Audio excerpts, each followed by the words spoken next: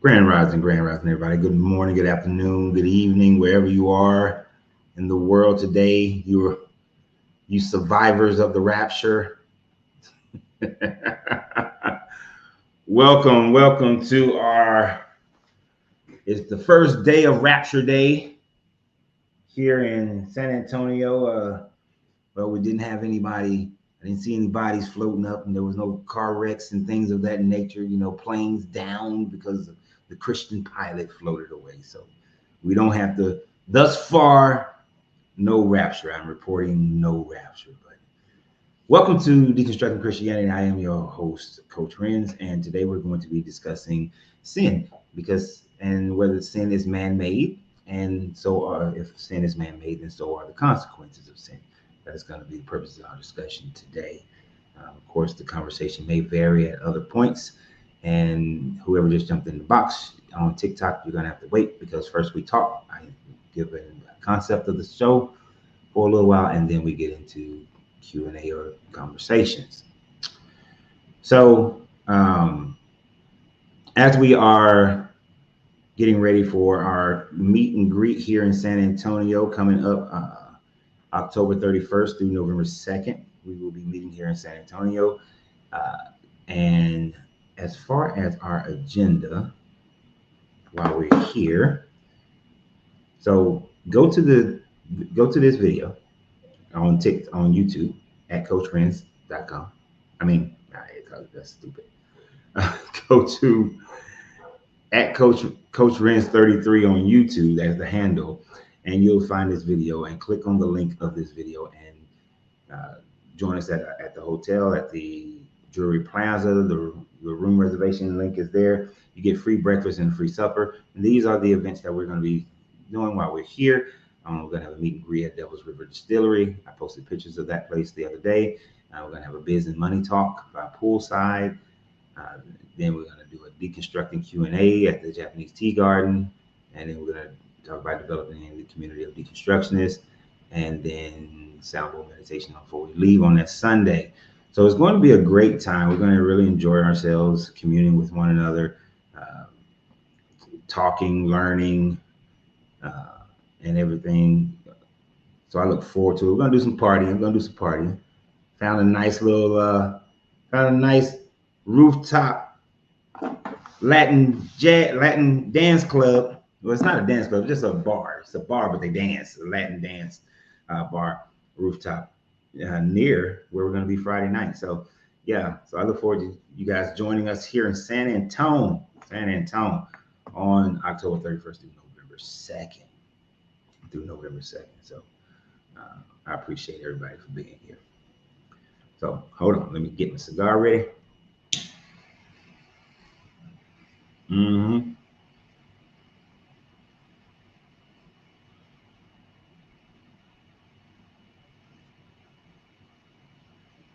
So usually I try to wait a little bit and let people get on so I don't have to repeat myself as many times, but it doesn't matter. I'm going to repeat myself 11 times anyway. One of the biggest threats, one of the biggest things that keep most people connected to this religion is the idea of sin. There is the idea of original sin. There is the idea of the sin of the disobedience in the garden, and that original sin of man being stained on man for all eternity. Then sin is passed down from the Father to the Son. Then sin is not passed from the Father to the Son. And then sin ultimately is going, anything that you do that goes against this God, this particular God, if you don't worship this God, if you don't follow the commandments, all 613 of them, then you are sinning. If you are not following the practices of Jesus or the teachings of Jesus, then you are sinning. Everything that is surrounding sin is pretty much about worshiping of this God and being in a state where you believe that you have to live a certain lifestyle in order for you to be loved by this God. Otherwise, what you're doing is considered sinful if you don't do it the way that this God, you don't live a lifestyle according to this God. Now, the thing about it is that this idea of sin is not static. It's not static at all. that throughout, just trying to make some adjustments here. Throughout time, these ideas of sin have changed over and over again. It has changed from certain lifestyles, certain activities, certain things you do. It's a sin. If you work on Sunday, it was a sin. Now it's not so much a sin. If you, unless you're a 7-day Adventist, then it's a sin. But then, hell, if you, the sin was keeping the Sabbath, but then the Sabbath changed to Sunday. So everybody who does worship on a Sunday or don't work on Sunday, it's a sin to some people who don't look at it that way. It's a sin. Slavery is, we look at slavery as something sinful or some tragedy, but in 300, 400 years ago, slavery was not a sinful state of being. So everything continuously changed. Women being prostitutes, women being prostitutes was not considered a sin back in the day. Now, of course, it is. Having multiple wives was not considered a sin, but now it is. And it doesn't matter what the Bible says about it. It doesn't matter how it's backed up, what verses you use. And throughout every time frame, people have utilized these thoughts, these ideas to make it fit into whatever the culture is today. So this is why I say man has created sin. Like sin is a man-made thing. And one of the biggest things that makes sin a man-made thing is the fact that sin is based on a God that is only based on the people of where that God was created. Meaning that the Aztecs never sinned against Yahweh because Yahweh was not the God of the Aztecs. The Israelites, the Hebrews, never sinned against Quetzalcoatl because Quetzalcoatl was the God of the Aztecs, not the God of them. No God has ever crossed over and became the God of some other people unless it was done by force. But no God themselves has ever went there. You have never seen, Shango never went to Egypt to become the God in Shango, but to become the God in Egypt. Oshun, Olorun, none of them said, let's go over to Egypt and let's make these people our people as well. We know we got these people, let's go make these people our people too. No God ever did that. No God ever spoke to any other people prophets. So Odin never went to the Americas and said, I'm going to show up and talk to the people in the Americas, and so that they will know that I am God and that they will then worship me. I'm going to bring them into my fold, my family. I know I got the, the Vikings, but the Norse people, but I'm going to go over there and I'm going to get those people because I, Odin, created them. And this is a fundamental problem with the idea that you are sinning against a God that never made you, because if the God made you, because every God said that they made the people. Ra claims that he made the people. But Ra never sent a prophet to Israel. He never sent a prophet to India. He never sent a prophet to Japan. He never went himself and said, hey, I am your original sky daddy. I originally made you. You've fallen away. You started worshiping other gods. You forgot about me. Now I'm here to bring you back. No God has ever done that. And this became blatantly clear when I was having a discussion. I don't know if that was Friday or it might have been yesterday, but I know it was on Friday. I'm pretty sure it was Friday. When I was saying that this God is unjust, this God is selfish, this God is the characteristics of an asshole God, in the fact that he never gave the other people an opportunity, but claimed that they have to be genocided because they worshiped other gods. The people in Jericho, he never sent anybody over into the city of Jericho and said, hey, look, I'm bringing my children back out of Egypt, and You know, I made y'all originally, and so I want to make it so everybody can live together. But y'all need to stop worshiping, you know, these other gods, and you just need to worship me. He didn't say that. He just said, Joshua, kill everything, burn everything, destroy everything that has breath.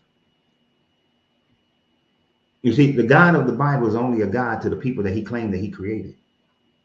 Because the people who created, because the people that God claimed that he created, those people actually created that God. You know what I'm saying? So, in that respect, if sin is doing things against that God, then there is no such thing as spiritual sin.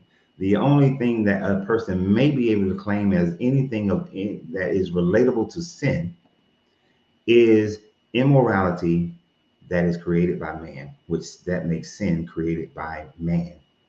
Because sin and immorality can go hand in hand, and it would make it man-made, because we see that it has changed as man has changed. And the consequences of sin are also man-made. It is not God that sends you to prison. It is not God that gives you the electric chair. I have sat on the grand jury. It was not God that determined whether or not that person should go, that they get a true bill to be prosecuted for murder one. It was I think it's about 20 of us in Florida, about 20 people that made that decision. No God involved. No whatsoever. So I was going to be short on my whole long statement today. So the question of the day is, since sin is based on a book of a God who only came around for those people, then how can I sin again in the Bible? How can I sin against the Bible? I cannot. It's an impossibility. Let's see if we have a conversation today. What's going on, man? How you doing, Honest?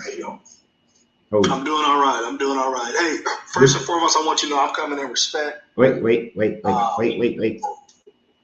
Are you over 21 for TikTok purposes? Yeah, I'm 33. Okay.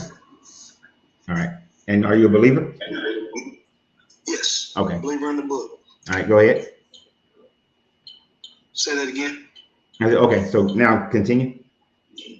Oh, no, I just wanted to first and foremost let you know that I'm not coming, some of these people jump on and they're hostile. I'm not coming in any hostility. I just want to have a respectful dialogue with you, ask you some questions, pick your brain, because I'm a firm believer in, very convicted in my belief in Christ and his finished work. But, there's no point in us having a conversation if we're not both going to be honest, right? I'm always honest, but yes. Okay, cool. So my question to you is, obviously I've watched some of your stuff, and you can correct me if I'm wrong, but you at one point in your life, you were a believer, right? Yeah, but we need to tackle the subject matter first. Okay, go ahead. We can start there. Yeah. No disrespect or anything like that. It's just the fact that, we have a subject matter. We want to talk about that subject matter before we go into other areas of conversation. So what are your thoughts concerning the fact that I said that sin is man-made? So are the consequences, because sin is based on the belief of a God that made a certain group of people. So you're saying the concept of breaking the law is man-made, breaking a moral law is man-made? Yeah. Okay, so you think the concept of lying is man-made? Yeah. There is no lies without having man, and man has existed. Man started lying. So what is your definition of a lie? Not telling the truth. Okay, so what is the truth? It's relative to what we're talking about. If somebody fell out of a tree and I said that somebody pushed them out of the tree, but they just fell out of the tree, then I'm lying. So talking about an event and describing it in a way that it didn't happen, that would be a lie. or purposely telling someone some bad information that you know is not true. Wonderful. I agree with you. So basically, we both agree that truth is something that is not it's not a relative thing. Truth is not relative. It's objective, right? Objective. Not all truths are objective. Okay. Because we have truth that we can prove, and then we have truth that we just believe. Okay, well, I'm talking about truth that we can prove. There's certain truths that we don't know yet, but truths that can be universally accepted. Those are objective truths, right? Yep, if we can be proven. Who gets to determine whether truth is objective or not? We do, because we are the ones who are going to rationalize it and prove it and find the facts to backdate it and then test it over and over again to verify it. So we do. So the issue with that is we're living in a day and age now where established truths, man and female, male and female, two genders, life and death, does life start at conception or not? All these different things. We live in a time where long established truth is now up for debate. Well, it can be up for debate. It doesn't change the facts of what it is, though. So, you can debate it all day. Okay. I'm glad to hear you say that, because I'm kind of feeling around, find out where you're at before we really dig. But let me be complete in my let me be clear when I say this. So there are certain things about those conversations that are just facts. You can debate it all you want to, and but because we're reasonable creatures, we can redefine certain aspects of things. And this is why I think the argument about these two subjects are stupid. It is a fact that you are either born male, female, or hermaphrodite. In a rare case, you are born those three, right? Yeah. That is your sex. We have defined gender as being something different than what your biological sex is. And so if we're talking about biological sex, there is male, female, and or male, female, and hermaphrodite. When we talk about gender is a sociological concept, a sociological construct, and that can be debated, but you cannot debate the biology. When we talk about when does life begin, people are debating the time frame. But as soon as the sperm hits the egg, now, first of all, life is already in the sperm. Life is already in the egg. So it's already alive. It is not dead. So when the sperm hits the egg, it is only going to be a human. It ain't going to be nothing else. So the facts are, it is to me, not to me. It's only going to be a human. So that's it.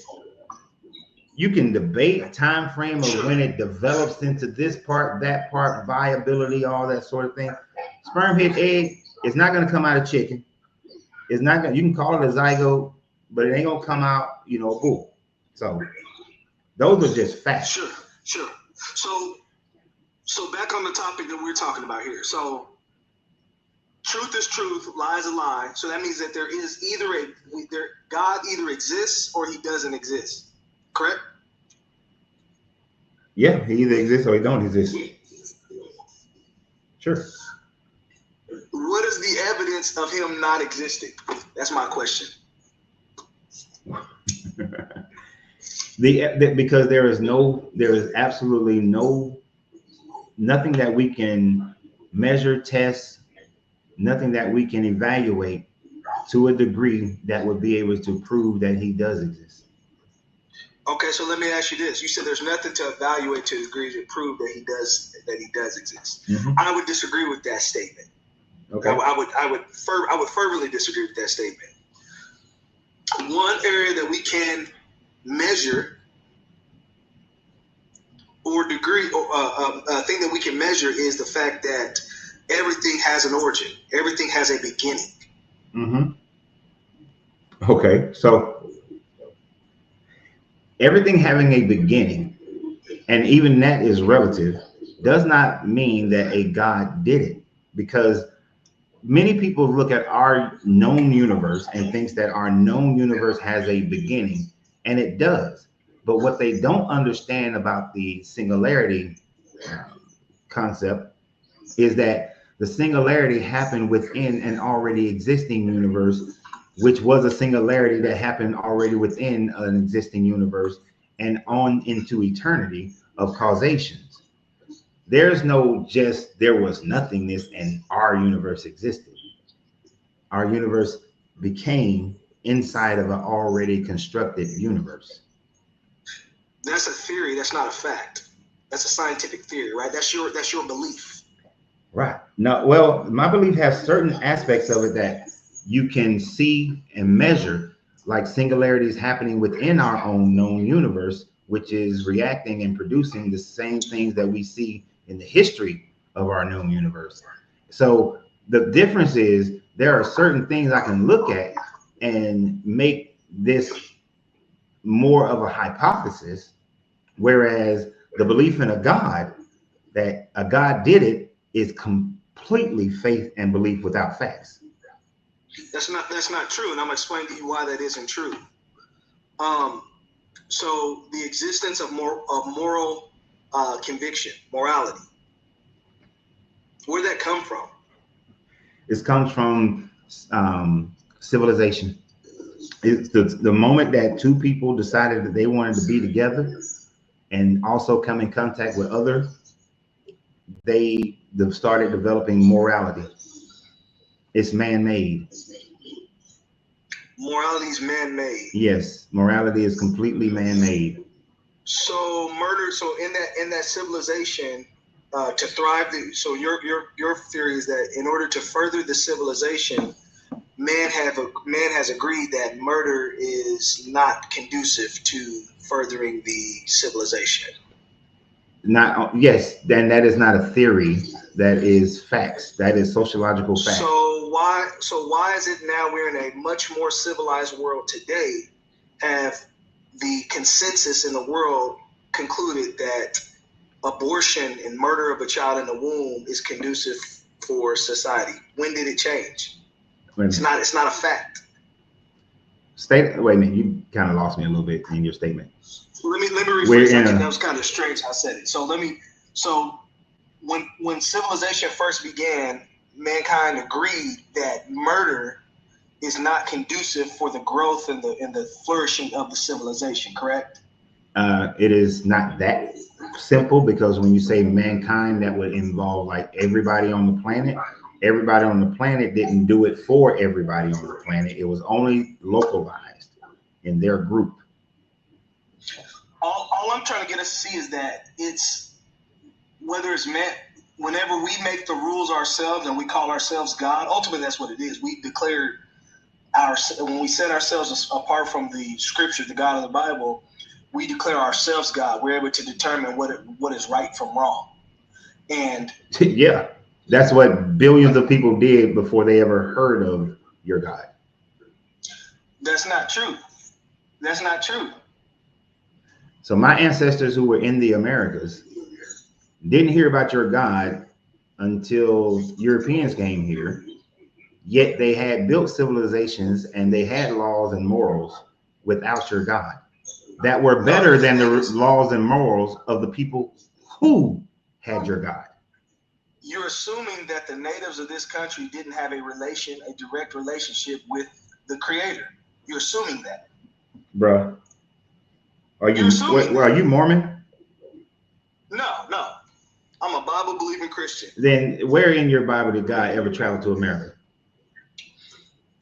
Because you say I'm assuming, but you're assuming your God came over here.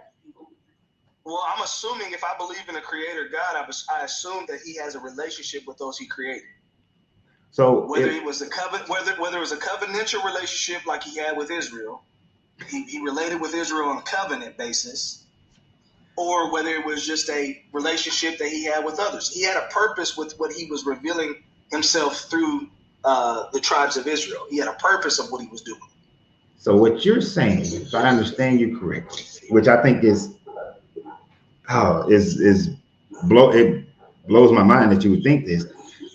Your God he showed himself up to be the true version of himself to the Israelites, but then to the people in the Americas, he didn't show himself in his true version, so that thousands of years later, he can come over here in his true version with Europeans and decimate them and force them to start worshiping in his true version. No, who the Europeans they misused the God of the Bible. Like that's not, God didn't tell them to come do that first and foremost. God's the God of the law. So the law, if anybody breaks the law and tries to claim that they're moving in step with God, they're not moving in step with God. They're lying. Okay, so the Europeans, they function exactly how the Bible states, but we're going to go to the point the main point that I was trying to make in that statement is not so much about the Europeans, but it is about the fact that your God showed himself to the people in Israel and said, these are my 613 commandments. But you're suggesting he also had a relationship to my ancestors from the Americas, my ancestors who was in Africa, my ancestors who was in Ireland. Yes. And I'm gonna prove to you why. I'm gonna prove to you how with the Bible. Hold on. Let me finish. Okay, go ahead. But none of them had these 613 commandments. None of them had the religious concepts, the same religious concept as the ones over in Israel. And so he just purposely sowed in confusion by demonstrating himself differently to these people so that later on they could be forced into it. No, so first we have to understand that God has had a relationship with man before Israel, before he began with Jacob, whose name was changed to Israel. God had a relationship with Abraham before there was any laws. God had a relationship with Moses. God had a relationship with Adam and Eve. So God doesn't need laws in order to have a relationship directly with mankind. It's just that God set Jacob and his descendants aside for the sole purpose of getting his son into the earth. It's all about Jesus. The whole book, the whole Bible is about God's story from the beginning to the end. Even though you don't want to hear it, it's about God sending his son into the world. And whether you like it or not, it's good news for us. He sent his son to be the payment for our sins. No, it's good. Don't preach on here, but no, it's not good for news. It's only good news for those who want to be in that delusion. You're not speaking to the argument at all. You're going off into he had a relationship with Abraham. You're still talking about people in the same geographical. You're still having. What's the argument? If you don't get the argument, the argument is simple. Your God, in his idiotic plan, would show himself up to Abraham, to these people in the Levant, only to these people in the Levant. He shows himself up. But you're claiming he had a relationship with my ancestors in Africa who worship a pantheon of gods, which is not all of them do. My ancestors. I said my ancestors. So my Yoruba ancestors who worship a pantheon of gods, that he showed up to them and had a relationship with them, but they had Oshun, Olorun, Mamawata, Shango, all these other gods. And they were in worship that way. And for thousands of years, this relationship that you're saying he was setting up in Israel, he never went and set that relationship up with my ancestors until some colonists came in. Yeah, but you're trying to claim Israel set aside. Israel, remember, what I'm talking about is Israel is a lineage that was set aside for the sole purpose of sending his son, who was prophesied from the very beginning, through that bloodline. So his relationship, his dealing with Israel is different from everybody else because Israel had a divine, set-apart purpose in the world. Now, hold on. Before I go any further, I want to make sure that I'm clear on this. The Israel that you hear about in the news is not the Israel that I'm talking about, okay? I'm talking about the dark-skinned Hebrews that God called through the lineage of Abraham. Okay. But anyway, it's... Did you not see? Why couldn't you do that? Excuse me? Why are you limiting God? Why are you limiting God? If God is true? Because What could he not do? Because what in your situation and the way that you believe in your God, I have a higher moral standard than your God. To me, you have a higher moral standard than my God. So you cursed my God. You called his plan idiotic, but I haven't said anything about your ancestors that you claimed. So your path is higher than mine, and you can't even respectfully have a conversation without insult. I am having a respectful conversation because I'm talking about your God. I'm not talking about you. Well, if I were to speak about who you're worshiping, which is your ancestors, that's a direct blow to you. But I forgive you. I'm not holding it. It is not, because you can't determine how I feel. But if I insulted you, my apologies for insulting you. I am not so tethered to how somebody may feel about my ancestors that it affects me in such a way that I take it as a personal insult. If my ancestors did something stupid, then they did something stupid, and they did do stupid stuff. They let colonists come in there. They did some dumb shit. So I don't mind if I will say myself if they were idiotic in some of the things that they did and some of the things that they believe.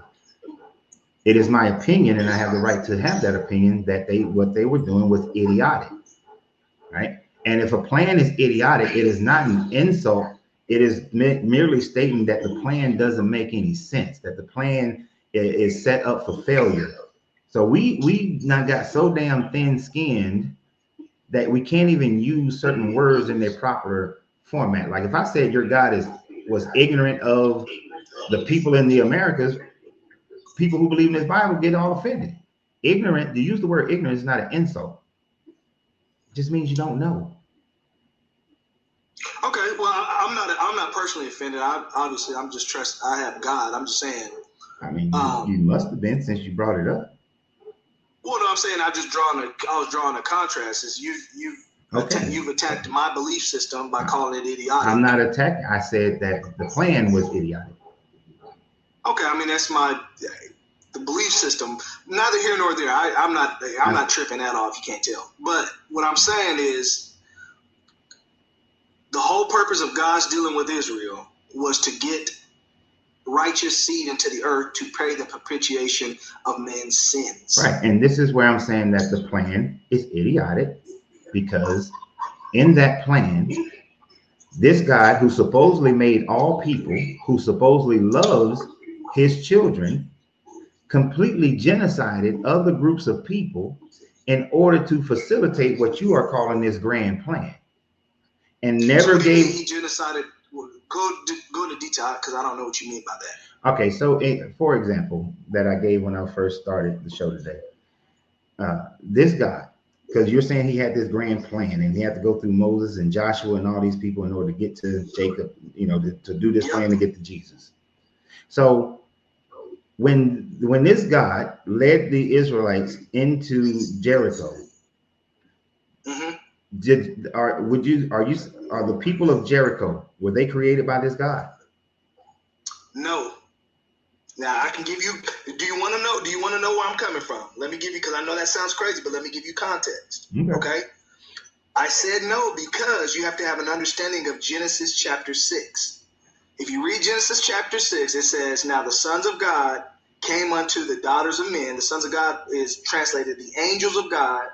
Had children, had sexual relationships with the daughters of men, and they bore unto those daughters mighty men of old. They were giants. They were called Nephilim. So the whole purpose of the flood is Satan's plan was to contaminate the bloodline by mixing angelic DNA with human DNA. You didn't hear about this, but this is deep study in the Bible. No, I know all about this. When they mix this bloodline, which every civilization has hieroglyphs of giants. These beings existed, and when they mixed these bloodline, it created a mutated gene pool that produced giants and what they call demigods. Well, God was wiping those non-created beings that he didn't create. He was wiping them out. That was the purpose of the flood. That was the purpose of the absolute onslaughts of certain civilizations, because they had these mixed genetics. You know the story about Goliath? You know the story about hold on. Different giants? Yeah, so riddle me this. If the flood killed everybody except for Noah and his children, how did the giants still exist? Where did your Bible explain? The Bible tells you this. The Bible tells you this. He says those giants, if you go read Genesis 6, is the flood didn't kill every one of the giants. They existed before the flood and they existed after the flood. How can they still exist if there's only these 8 people? Where does it say that the giants still existed? Go here. You want me to pull up the verse real quick? No, I'll pull it up. Okay. Where is it? And I want to tell you exactly. That's why let me check real quick. Bear with me for 1 second. I know we're getting off subject, but I want to take this journey.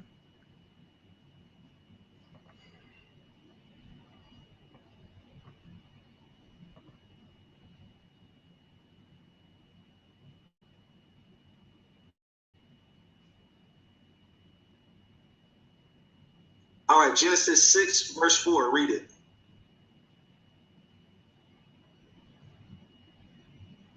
Let's see. When the people, okay, well, I ain't gonna just read the one verse. Okay. This is talking about Noah's flood. That's the whole context of this. He says that Nephilim were in the earth in those days and after.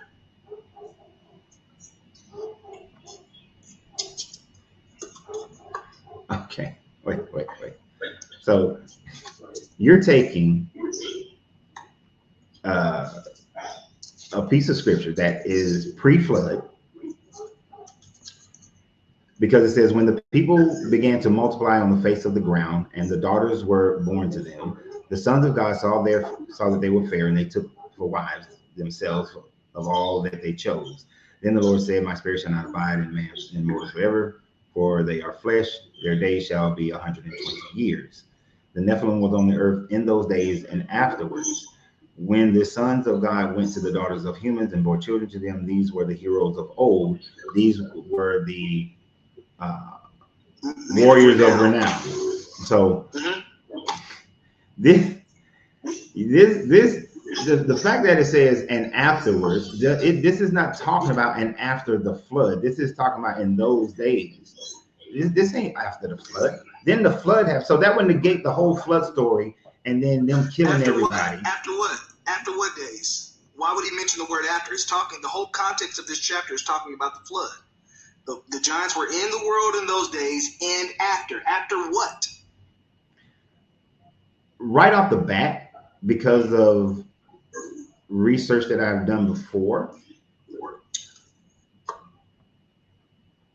right off the, I'm gonna have to do. You know what? No, I'm not even gonna say. I'm gonna hold this one and come back. That's cool. To it. No, I respect that. I respect you saying that, because you at least go in there and look into that, because there's more to the story than what the religious people paint. I'm not one of the religious Christians. It's just that right now, even though there are some parts of my memory that is clicking as to why this is not after, then this afterwards is not talking about the flood. I don't have all the, in my brain right now, I don't have all the backup to it. So I need to make sure, because I respect that. But I respect that. So coming back to that, yeah. You know, if we were to come back to that at some time, but what I'm getting at is there's a reason to everything in the Bible. The onslaught, God would be evil if he was killing innocent creatures that he created. That's not what this story is talking about. So what you're saying, because we went off on a tangent. What you're saying is that the only people that God created were the Israelites. No, the only people God created mankind. What happened is mankind's genome got contaminated with angelic genes. That's causing the angels' judgment that's coming. And then God preserved Noah and his family for the purpose of the whole theme of the Bible is getting Jesus into the earth. Okay, so what you're saying is that all these other people, so the Moabites, are they pure? The Moabites, yeah, no. A lot of those people, a lot of those nations that were wiped out, every nation that just outright got wiped out were contaminated genetically. Well, the Moabites didn't. And that's, say that again. No, go ahead. And I'm not sure. I don't know if the Moabites were wiped out or not. I'm just saying anybody in the Bible where the whole village was wiped out, that's the reason. Now, Satan's going to redo what was done in the former world. That's what the whole purpose of the mark of the beast is. That's why there will be another wipeout in the end of the age with anybody who accepts the mark of the beast, because the mark of the beast will also alter the genetic nature of man. So when you say that he wipes out all the people that were wiped out, rather, they had the genetic marker of being Nephilim. And so that's why those people had to be completely wiped out. So Joshua gives the Danites, he tells them to go wipe out the people, that they're supposed to genocide them, but they're not able to. So then he tells them to make them into their slaves. So how do you figure that one to work itself out? Say that again. Your mic cut out for a second. I didn't hear you. So Joshua tells the Danites to go, and he tells all the tribes to go and genocide everybody who's living in the land. Uh-huh. Right. So everybody else, they go and they genocide the people that's living in the land. So based on that, you're saying those people had Nephilim blood. Now the Danites, who were also told to genocide the people in the land that they was going to, they attempted to, but they weren't able to genocide them. And so then Joshua told them to make those people into your slaves. That don't fit your motif. No, I've got it. For one, I've got to read. I'm not going to even pretend to know that story. Do you have a biblical reference for that? I have to look it up real quick, but it's in the book of Joshua, that's for sure. Any nation that God allowed them to preserve, they did not have Nephilim blood.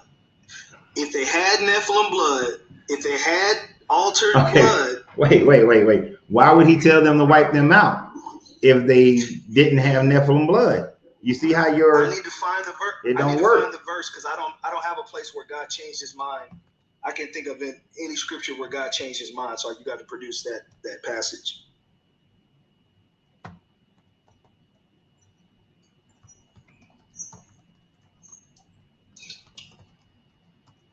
And God's doing whatever he got to do because he's thinking about the entirety of the mankind that he created. So Jesus is the solution for the sin problem. Sin is not an issue for God. Sin's not even an issue for God. Jesus conquered sin on the cross. The issue for God is man's pride, who won't admit that he's a sinner. That's the issue. Salvation is paid for. We're not preaching. I'll cut you off as soon as you start getting into all that preaching. All right? This ain't a preaching channel. We ain't doing no damn preaching. All I'm doing is telling you what the Bible says. That's not preaching. That's y'all, bruh. We were having a peaceful conversation. You want to change it?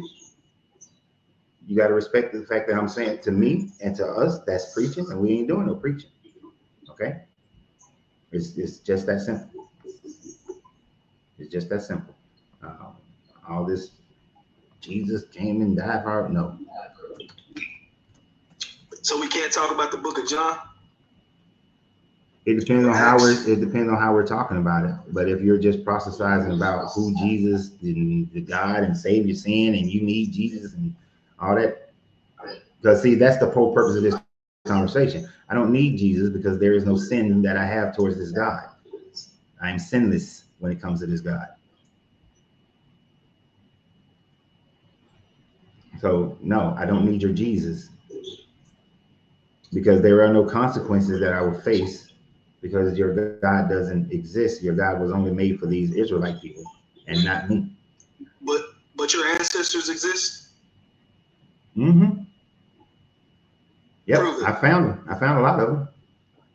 Found the paperwork on a lot of them. And it only goes as far back as to what boat they came off of from Africa. There is the family that I did find in, some of them in Scotland, some of them in England. And then there's the ones that I found that were here in America. It took a long time, but I found them.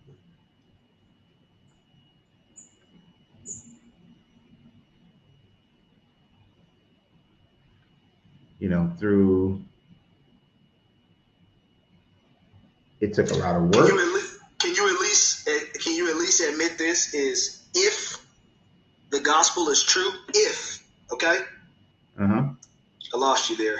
I don't see your feed. Yeah, I know you can't see my feed right now but you can still hear me, right?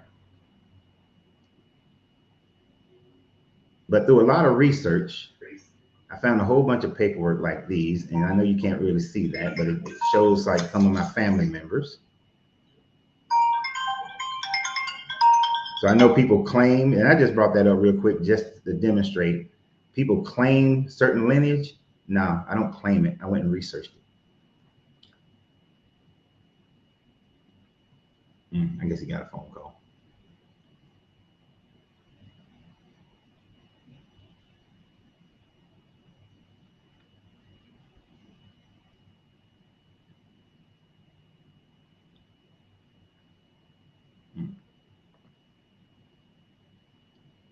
Bruh, if you're gonna be on the phone and gone, I'm gonna kill this conversation.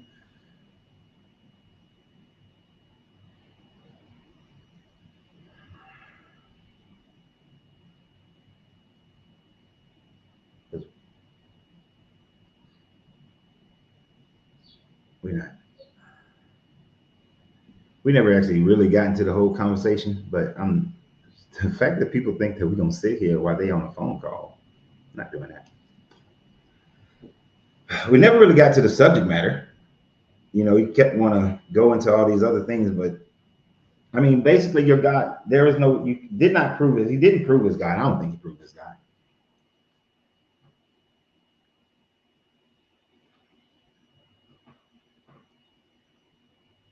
All right, I'm gonna let him back up. They're building our police department, which is, my police department. The hell? If you're busy, man, if you got things to do, just go ahead and just drop. You can come back, but yeah. I mean, shit, people got lives. I understand that shit goes on. So, thank you for the super chat, Professor Hizzle, $10. I appreciate that. Hey, brother, I'm new to the channel, but I've been watching your live stream for a bit. Fellow non-believer and humanist, a fresh perspective for me. Thank you. What's the name of that stogie? This one is actually one that make sure you can see it. This one is actually one that my wife rolls. So she's been practicing rolling. She's been rolling cigars for about a year or so now. So this is hers. It's a Connecticut wrapper with, I think it's Peruvian and Nicaraguan leaves.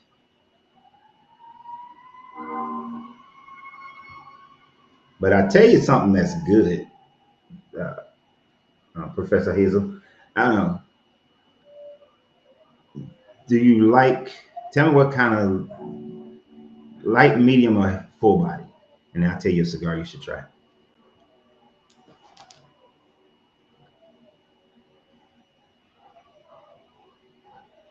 And I think his Professor Hizzle's statement on humanism is very appropriate for this conversation that we're having right now. Yeah, found a keeper for sure. Because the fact of the matter is, it is humans who develop the ideas of morality. I mean, to claim that a God, I mean, I was trying to get the other guy onto that subject matter, but we was going all over the place. But it is human civilization that when people started gathering together, they started developing civilization. One man out alone by himself does not develop a societal morality. The only morality he may develop at that point is a morality of just killing animals for sports. But one man alone does not create. But once we get into societies, we generate and create moralities. And just in the same way, we generate and create gods. This is why people all over the world have different sets of morality. So every time he was saying like mankind, that's why I buckled at that one. There is no mankind in a general sense. Let's see if he can. I'm wondering about that, man. I didn't even know I had a call coming in. It's all right. But if you get busy, just say you gotta go. It's cool. That's a bet. Hold on for 1 second. I saw the document. Hold on for 1 second. I smoke up down. try the man of war. I think it's called the Dominator. Professor Hill, try the man of war. I think it's called the Dominator, and try Toscanos, especially the Master Age and the Duecento. All right, go ahead. No, I'm not saying anything. No, I'm saying you can go ahead. I forget. Wherever we were at, I forget. But I mean, that's kind of where I'm at. Okay. It's just so. I've got a question for you. Wait. Let's because we been so like we'll speak on the subject, then we go off into a tangent here. So basically, when man gathered together, man began to create moralities. Those moralities that man created, man then attached those moralities to gods. This is evident all over the world. And then from that, some gods, some religions live, some religions die. But everybody around the world have different senses of morality, different ideas of what sin is. And all those sins are based on, and where there is religion, is based on the God of those people. This is why sin is man-made.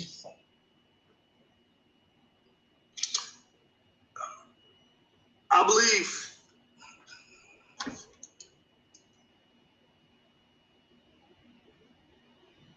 it's kind of like a weird statement. Sin is man-made. Sin comes from the heart of man, I believe. Sin comes from man's heart. But I believe that we all have God's law written on our hearts. We know we told a lie. We didn't need a law. We didn't need a law. We didn't need religious to know we told a lie. Your biology. That's why what do they call it? The lie detector test. Mm-hmm. Your biology acknowledges when the truth is not told, or whenever you compromise the truth. All of your biology changes. The only reason that happens is because when you know that there are consequences to the actions. So not necessarily. A lie detector test without any consequences attached. You can take a lie detector test privately, and you'll get the same data. So let me put this more expressively then. When I say consequences, is because not just in the lie detector in that scenario, it's just that in our society, we develop a sense that if a person is a liar, then we look at them poorly. We think of them as untrustworthy. And depending upon the situation, it could cost someone their life or your freedom. So it's a range of why people don't want to lie and have a bodily reaction. Now, you can train yourself to pass a lie detector, to lie and have no bodily reaction. And a lie detector wouldn't be able to, you wouldn't know it. So, and in the situations that I know of where people have done that, they've done it so that because the consequence of them telling the truth, it actually put them in jeopardy because of what their job was. So they had to lie, they had to learn how to lie, and they had to learn how to pass lie detectors so that no one would know that they were lying, so that they can do their job, because their job was engineered for them to lie. So from watching that and understanding that, it's like the lie becomes subjective as to whether it's good or bad. And really, I was mainly going because you said lie. Well, there are natural biological consequences from sin. So let's just take the sin of homosexuality, for example. Okay. I don't agree that it's a sin, but go ahead. Well, AIDS is a disease that overwhelmingly targets homosexuality. Bruh. AIDS developed, so AIDS developed, and I know AIDS, okay, I'm gonna try to stay calm on this one. This is a very personal, touchy subject to me, so I'm gonna maintain my bear. And I don't mean to be disrespectful. No, it's not disrespectful, but the propaganda that the church has spewed about AIDS for decades drives me insane a bit, and was one of my big fights when I was a Christian. because they are utilizing something and trying to claim that it is God's vengeance or it is because of sin that this occurred. AIDS came about not because of homosexuality. AIDS came about because of human experimentation. It did not start with homosexuals. It was an experiment, and I would not have accepted this if I had not been part of other human experiments when I was in the Marine Corps. And I don't say a part of it like I knew it. It's just I'm recognizing the difference that we are giving these people what we call malaria shots, and that shit's not a malaria shot. So the question is, what are we giving these people? So is that evil for the scientists? But no, hell no. Let's not. You ain't glazing over this one. So the spread of the AIDS epidemic mainly spread it because of the use of needles, not because of homosexual sex, but it was the use of needles that spread AIDS. Okay, but is AIDS sexually transmitted? Yes, it can be. It is sexually transmitted as well, but it is a blood disease. It's transmitted through blood, and every time a man squirts, there is a certain amount of blood cells involved in it. This is why AIDS was more prevalent in homosexual men than it was in homosexual women, because they weren't doing that, because that's why the virus spread was through the blood. So it still ain't got nothing to do with some sin of homosexuality that Christians like to claim it to be.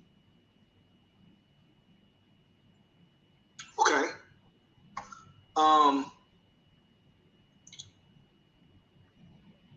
Would you like to retract that statement about AIDS and homosexuality? I don't know about the origins. I knew there was a funny situation about the origin. I knew there was some experimentation as well as other diseases. So I'm not going to pretend to be an expert on the origin of AIDS, but its transmission is overwhelming. The statistics are there that it's overwhelmingly targeted towards the homosexual community. No, homosexual men, because it is sexually transmitted through blood, but it has been transmitted mostly back, especially back in the 80s, through the use of needles, of sharing needles. Okay, well then I'll redact that statement simply because I don't know, just because you know more about it than I do. But what I will say is the statistics overwhelmingly for homosexuals with suicide, those are also effects of a sinful lifestyle.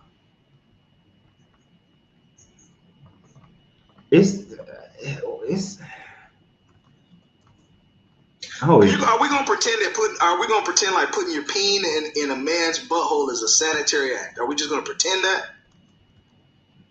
That's not normal. On any planet whatsoever, that's not a healthy, normal progression of society. That is destructive. So we can pretend like that's not like it's normal or healthy. We can pretend that, but everybody in their nowhere absolutely knows that that's absolutely disgusting. That's absolutely the worst thing. That's the worst thing you can do. Okay. Before I get to that part, because you're making unsubstantiated claims.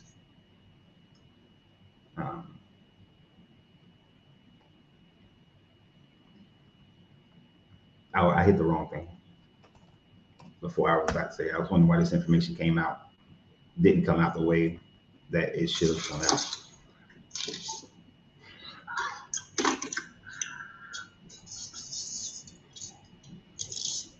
Because you make the claim that it is homosexuals who are having suicide rates higher than anybody else, right? I just want to check and make sure.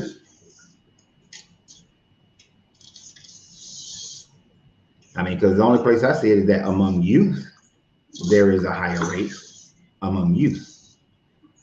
When it comes to adults, it is mostly people over the age of 75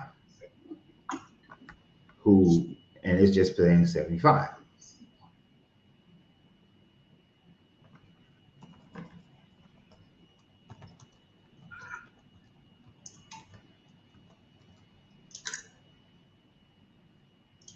So based on information from the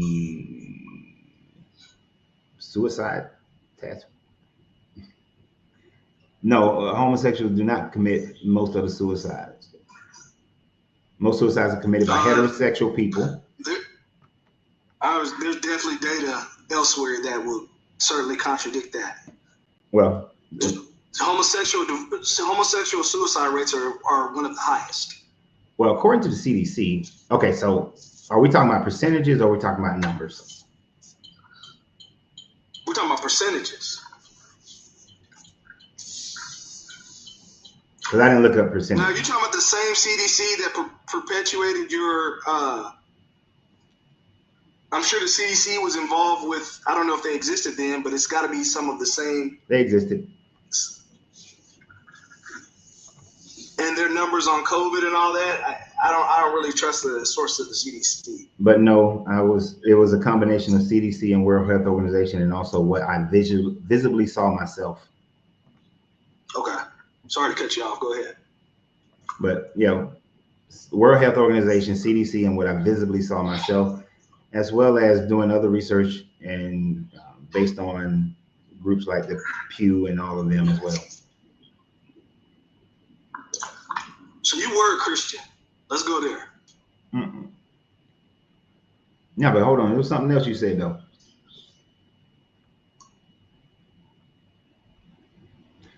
So the only group that homosexuals are at a higher percentage rate is when it's talking about the youth. When it talks about other people, other groups, hell, my own group, veterans, are higher than homosexuals. I appreciate your service, by the way. You were a Marine for how long? 8.5 years. Hoorah. Oh, 75. You a Marine? No, one of my favorite teachers, man, was a Marine vet. He was in the Marine for 20 years. Mm-hmm. Outstanding. Badass son of a gun. Indeed. But so.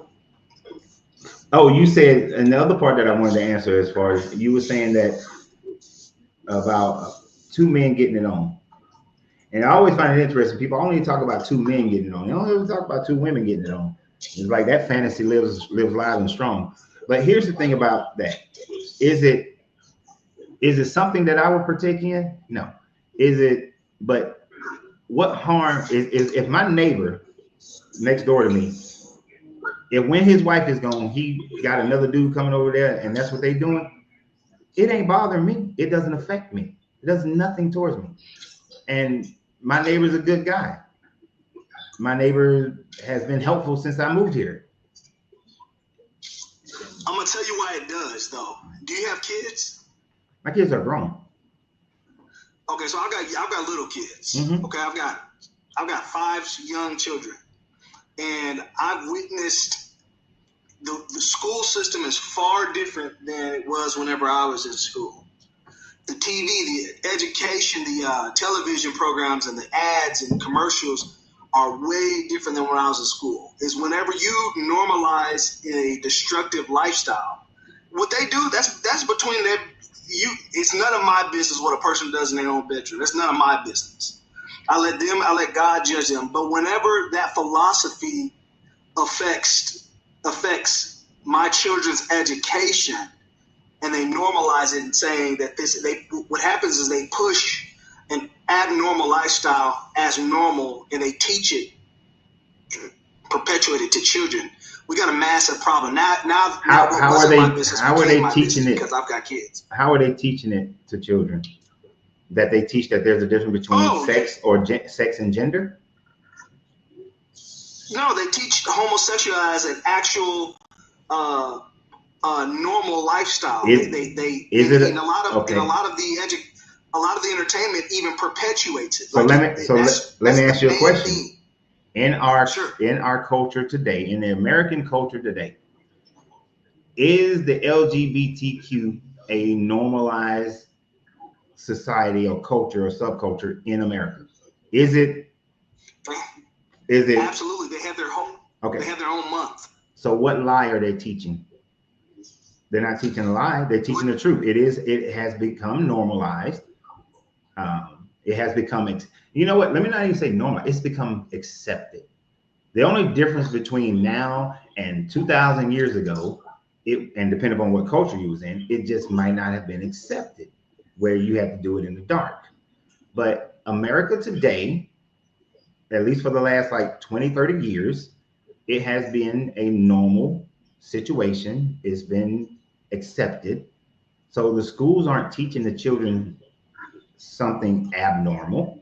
It is normal. Now, it's not normal to stick a peen into a male. It's not normal for a male to stick his peen into another male's rectum. Are they teaching the kids?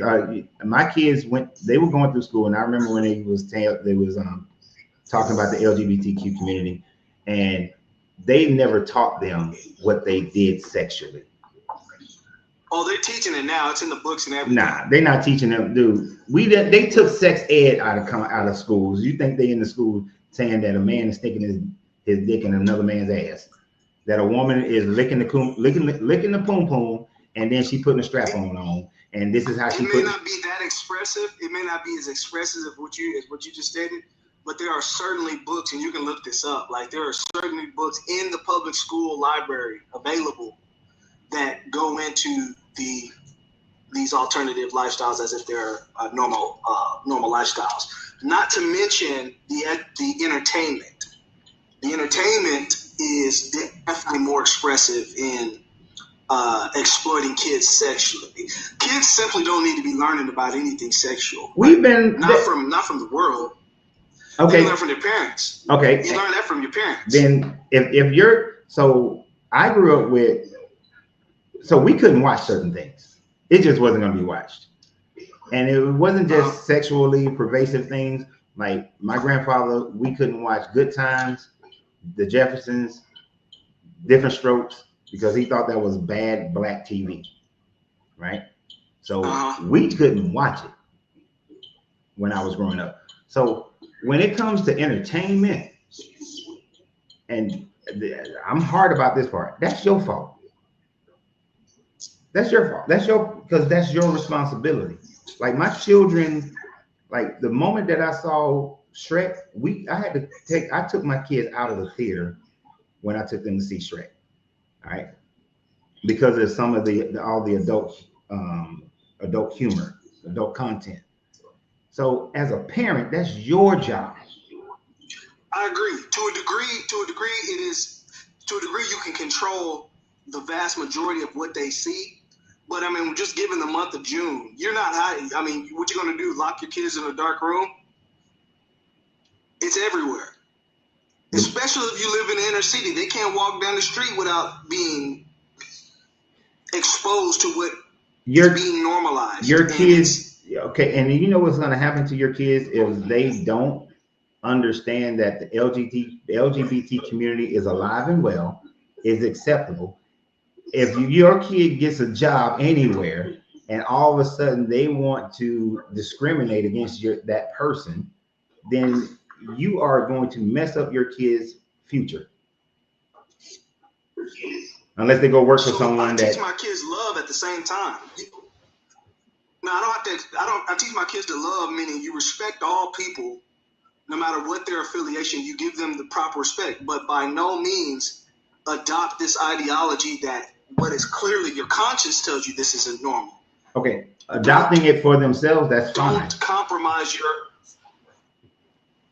So what are you going to do if one of your children come to you one day and say that, you know, Dad, I'm attracted. I don't know if you have a son or daughter, but they come and say I'm attracted to the same sex. What you gonna do? I'm gonna love them, and I'm gonna tell them that even though you may have an attraction, some people are attracted to minors. It doesn't mean that that's the right thing to pursue.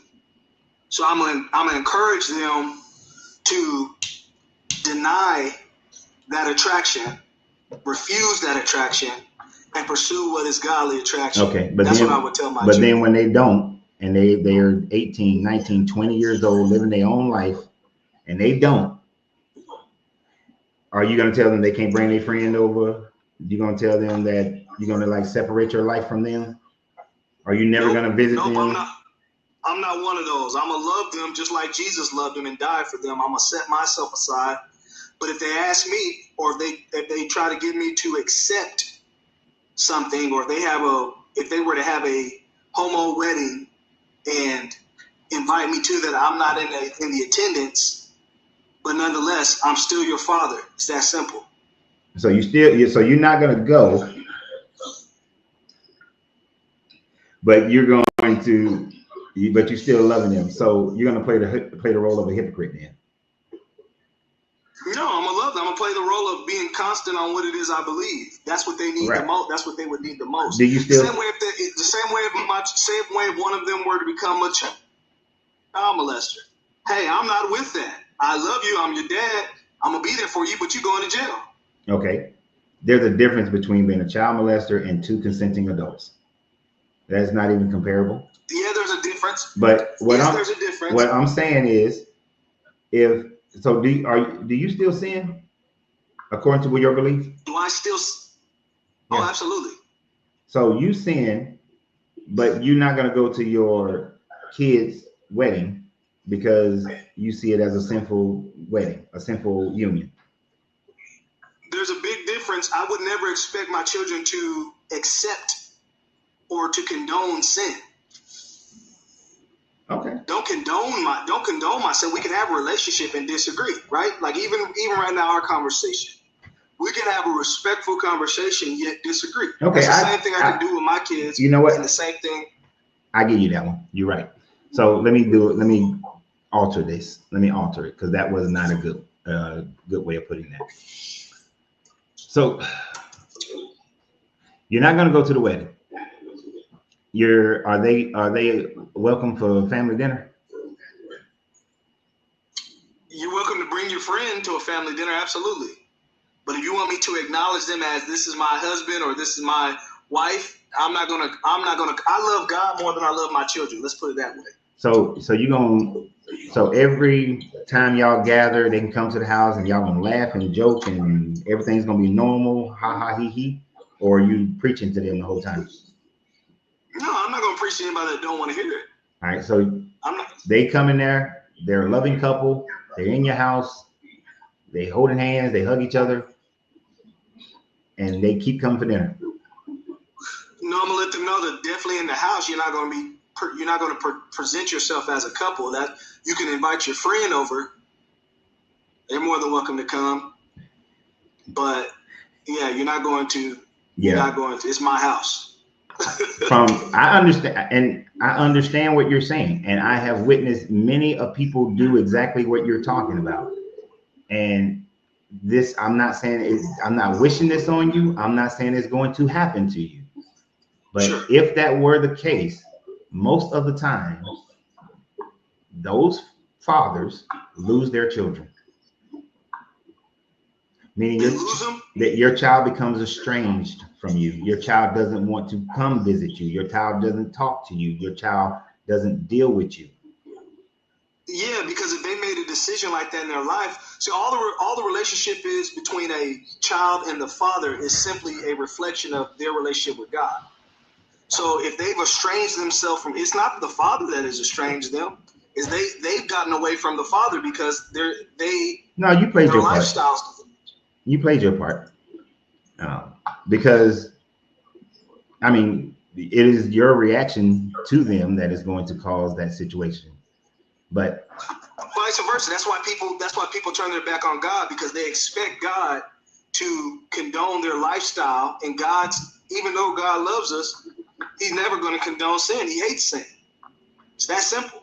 He hates sin because he loves us. Yeah, see, this is where man is all jacked up, because man has created these situations of what is sin and what is not sin and have attached it to some God. And let me put it this way. Sin is anything that destroys. Sin is anything that destroys. It still kills and destroys your health, your money, your relationships. Sin is anything that does that. So lying destroys your health, relationship, your finances, anything that destroys that. So instead of looking at sin as breaking God's law, look at sin as things that destroy you, and he loves you, so he's against anything that destroys you. That wouldn't work. So one, being gay doesn't destroy your health. What? And one of the best financial groups.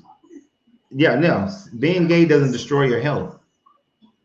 Sticking your peen into a rectum that poops out feces doesn't have an effect on your health. I beg to differ, sir. It doesn't. Physiologically, biologically, that don't work. If that was the case, sanitary. do you know how many heterosexual couples that the man is sticking his penis in the woman's butt? Oh no, and I'm against that. I'm against that too. I don't think that's called sodomy. But their health is not being destroyed. So because of that, their health is being destroyed because of the shit they eat and the lack of exercise. That's why people's health is being destroyed. And then as far as like economics, the LGBT community is one of the strongest economic groups in this country. They are not being destroyed financially. I mean, shit, as a matter of fact, I was trying to convince a guy to open up a cigar lounge in the gay community because he will make bank. Because this is a luxury item. This is a luxury habit.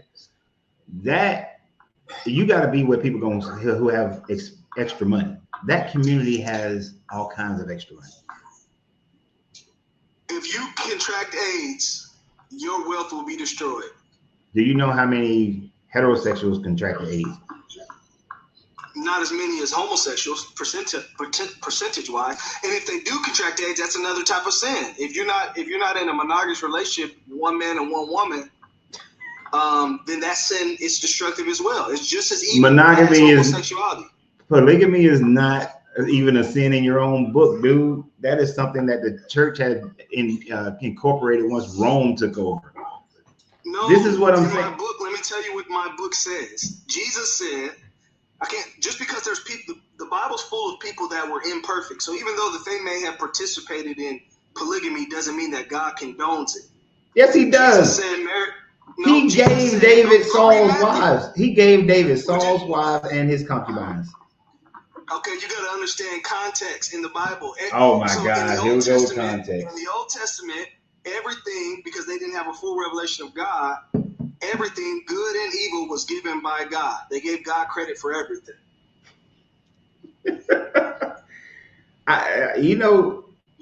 You got the same arguments that every other Christian has. I mean, whoever taught these messages, they really did a number on it, because this God doesn't. The Bible is not speaking with one voice, with one personality of God through the whole time frame, because you got all these different authors writing at different times, and they're writing based on their cultures. And the Bible doesn't ever speak of saying, the only time it says that a man should have one wife is if he's a bishop or a deacon. That's it. And Jesus said it when they asked him. They said, "Can a man divorce his wife?"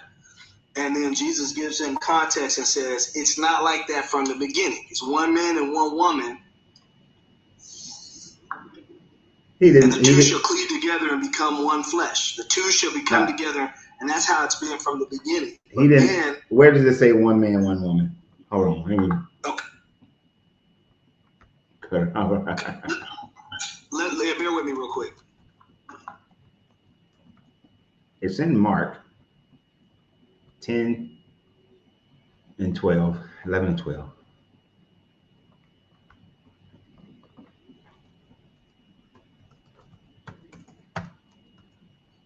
I've got Matthew 19.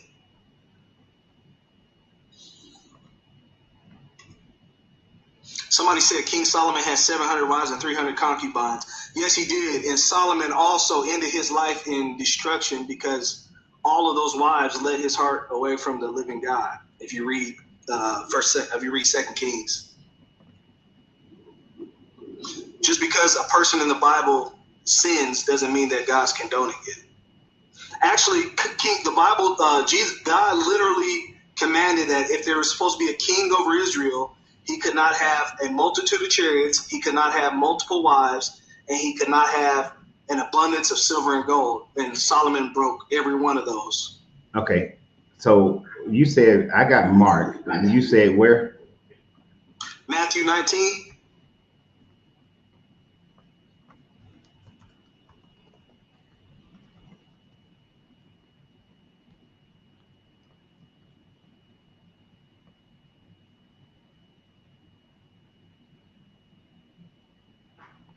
All right, Matthew 19. Is it lawful for a man to divorce his wife for any cause? He answered, you have not read that.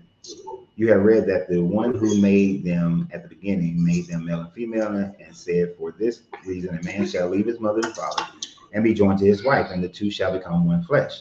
So they are no longer two, but one flesh. Therefore, God has joined together, let no man separate. Okay, so this does not say that a man should have only one wife.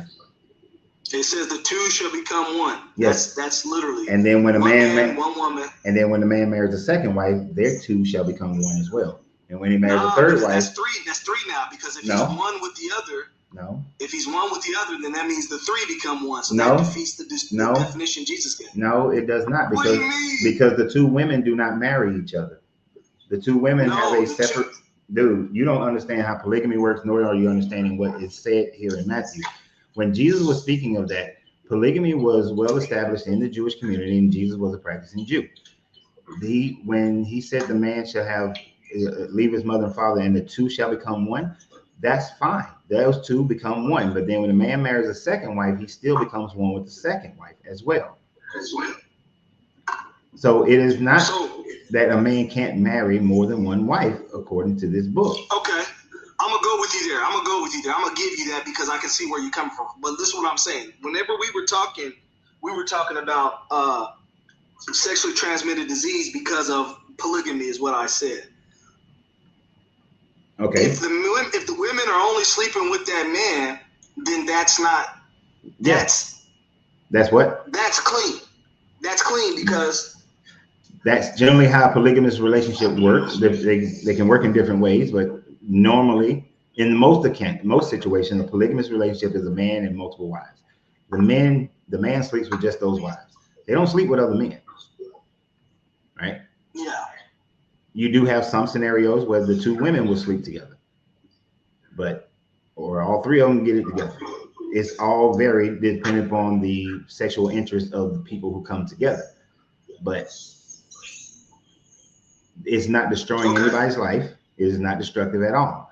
If anything, polygamy would actually be more of a benefit, especially to the Black community in America, because if done correctly, then the financial status of Black Americans would change dramatically, because you have 2, 3, 4 people in a house with 2, 3, 4 incomes, being able to create a better life for the next generation. We ain't in Saudi Arabia, where you got to be a rich motherfucker to do it. So get that aspect out of anybody's head. But it's about building anyway. Hey, I've got to run. I appreciate the conversation. And maybe next time I see you online, we'll jump on again. But hey, y'all have a good one, and we'll holler sometime soon. All right. Appreciate you. Yep. Thanks. Let me see what some of you guys are saying before I say orgy. Kevin, I can't take you nowhere. I can't take Kevin nowhere. Yeah, and even Esther was marrying with who? Xerxes, and that dude had a whole bunch of wives. That was a blessed union because she was able to save the Israelites or whatever. We still really didn't talk about the subject matter. Somebody had dropped, but I was about to put them up.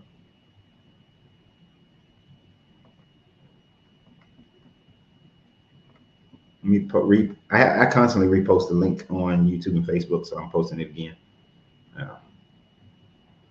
He definitely has some sitting in church, hearing the pastor say things, and I would implore him to go and research those things for himself. He was talking about something that destroys anything that destroys. he distracted me because I was about to get. It was a subject matter I was about to hit. Oh God, now I feel like my head again. Anyway, shit. Grand Rising, sir. Grand Rising. Grand Rising. Who we got on here? IG. What's up, man? I mean, man, that was a doozy of a call. That really touched home for me. I don't know if can you hear me? I can hear you a little muffled though. Hold on, let me get my Bluetooth because my speaker is out of whack. Hold on 1 second, y'all. Give me a second. You hear me? Hold on, I gotta. Hello, is that better? Yeah, that's better. Okay, man, what's happening, man? Oh man, when I tell you that took me back, I knew that when you was talking about sin, the first thing, especially a straight black man, is going to talk about is homosexuality, right? And, Especially, and I only kind of about knew, men. yeah, only about men. I kind of knew that to be expected. Um, that it just really shows that how sexualized patriarchy and maleness is. Because the fact that he didn't understand why the statistics. I would agree, and I'm so glad that because I am a same gender loving man. I noticed, and I'm gonna just give y'all this right quick. Yeah, notice I keep saying same gender loving because just like you, as a heterosexual Black American, I know that heterosexuality does not function society and socially the same way for you as it does your white male counterparts. I can see the difference in how patriarchy and how relationships work. So that's why you're going to hear most Black American gay men. We refer to ourselves as same gender loving because we know that gay, the etymology of that word, means to be carefree and lighthearted. It is impossible for you to be a biological cisgendered male and be homosexual and equivocate your not just your sexuality and your relationship to being carefree and lighthearted. That's why things like the Lavender Act and all those things were in place because these were for the rights of white gay men. It really is a telltale story of, you know, the reason why you're going to see so many LGBTQ youth unaliving themselves is because we were not allowed to have relationship. The reason why you hear about sexually transmitted diseases more within the same gender loving community is because even to this day, we are still learning how to have relationship. We were not allowed or permitted.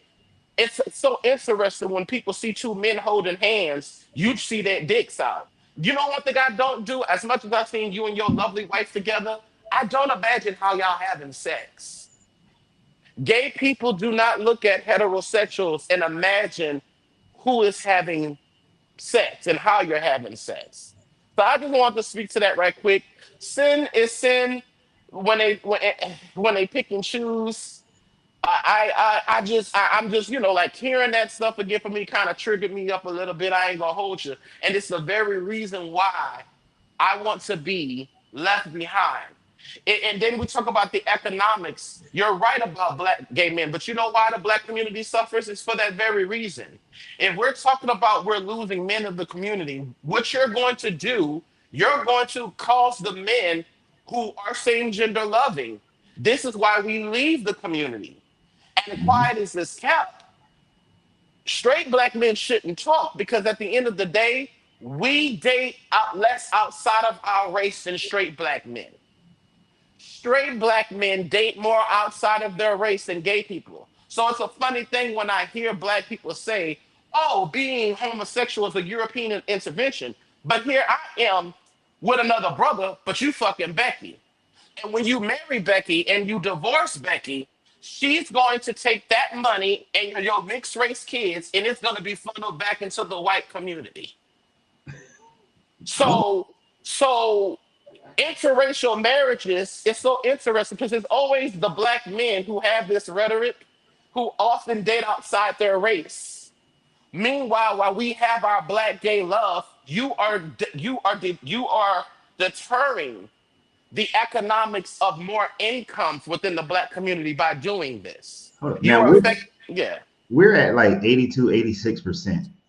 So um what do you call it? Gender loving men? Same gender loving men. We say we're same gender loving. Okay. Yeah. So what rate are you guys at? For what? We're at 82 to 86% that we date our own.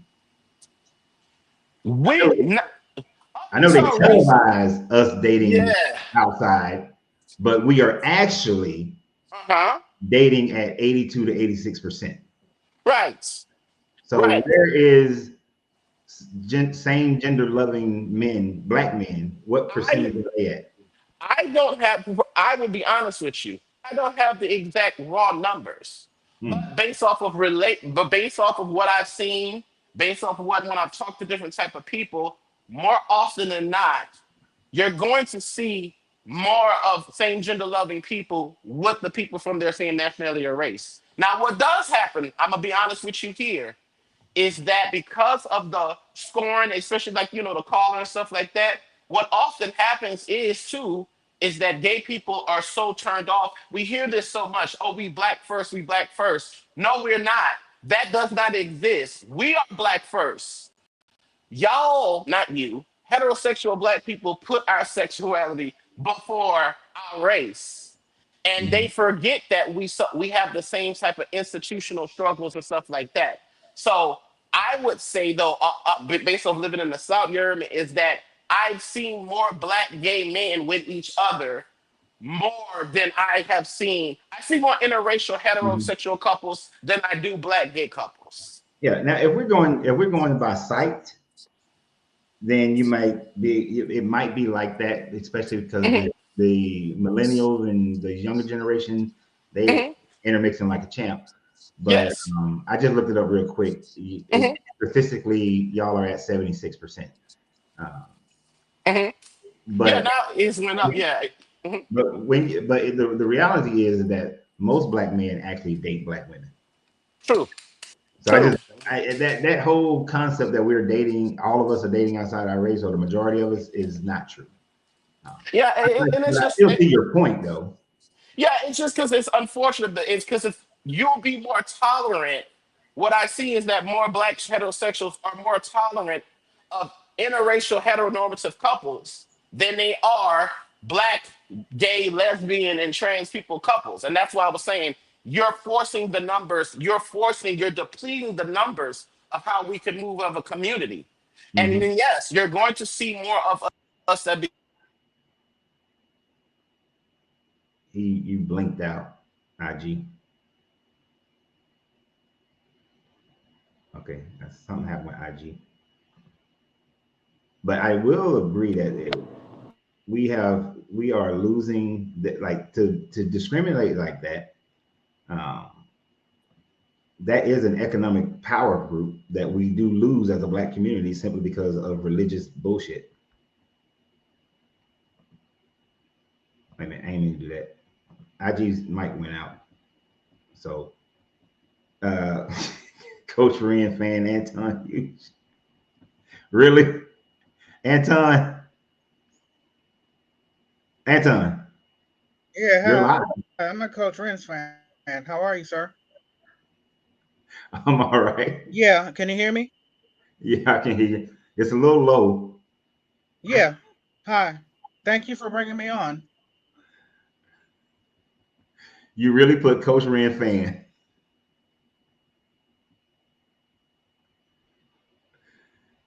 Yeah, Okay.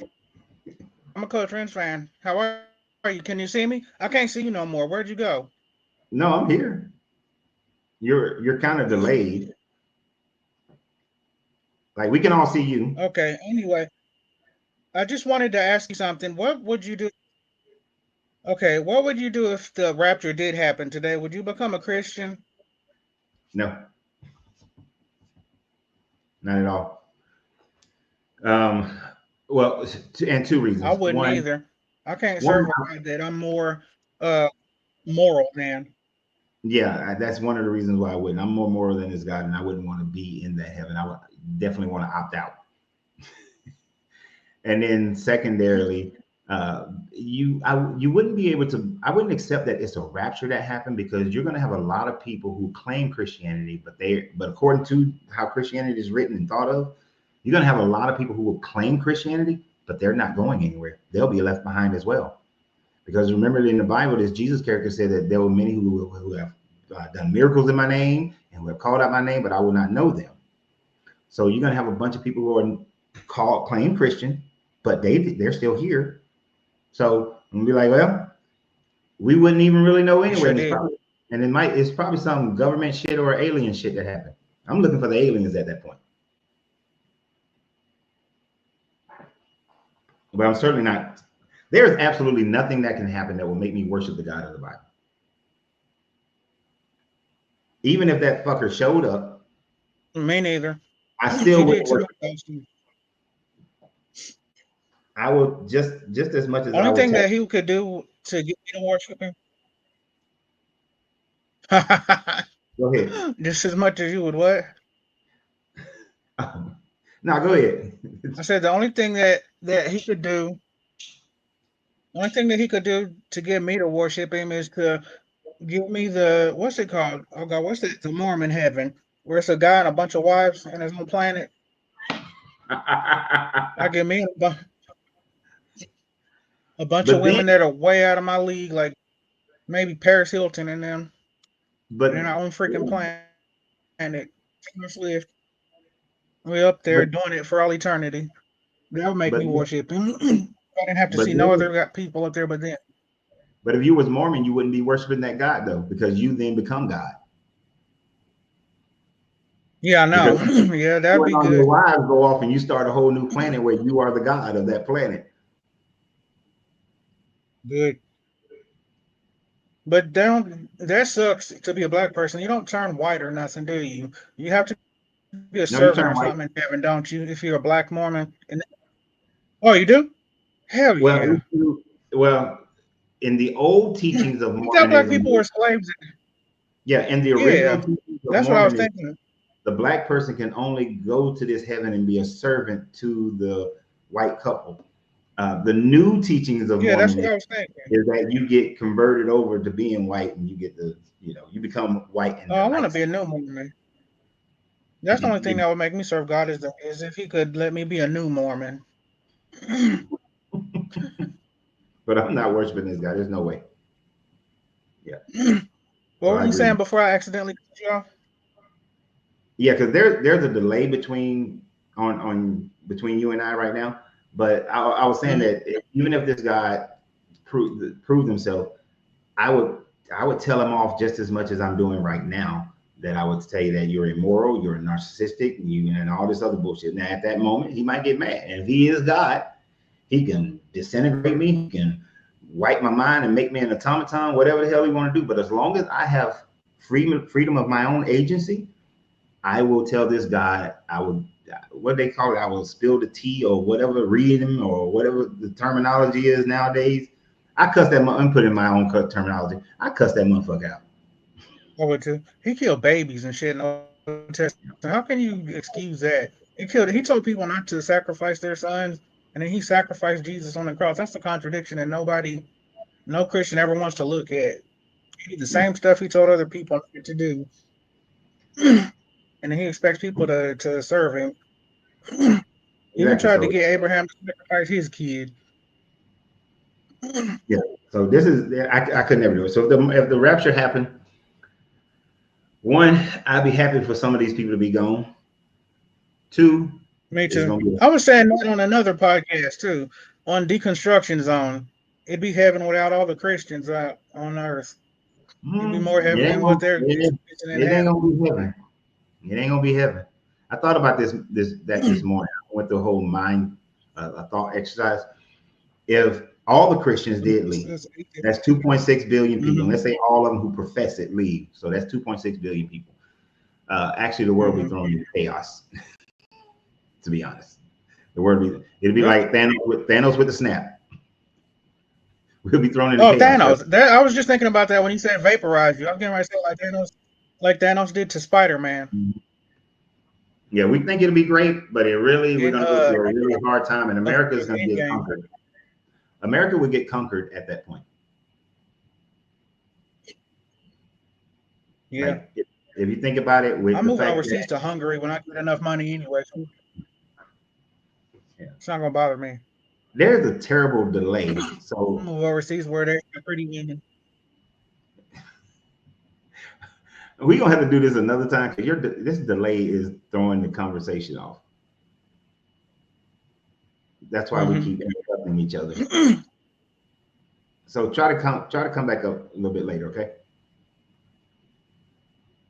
Okay, give me about how many minutes you want me to give you? Like refresh. Go ahead and just refresh and everything. I'm gonna let another person. I'm gonna let IG come back on and finish his statement, and then I'm gonna let on TikTok after IG. I'm gonna bring up off the grid if she's still there on TikTok after IG finishes his statement. IG, you back up?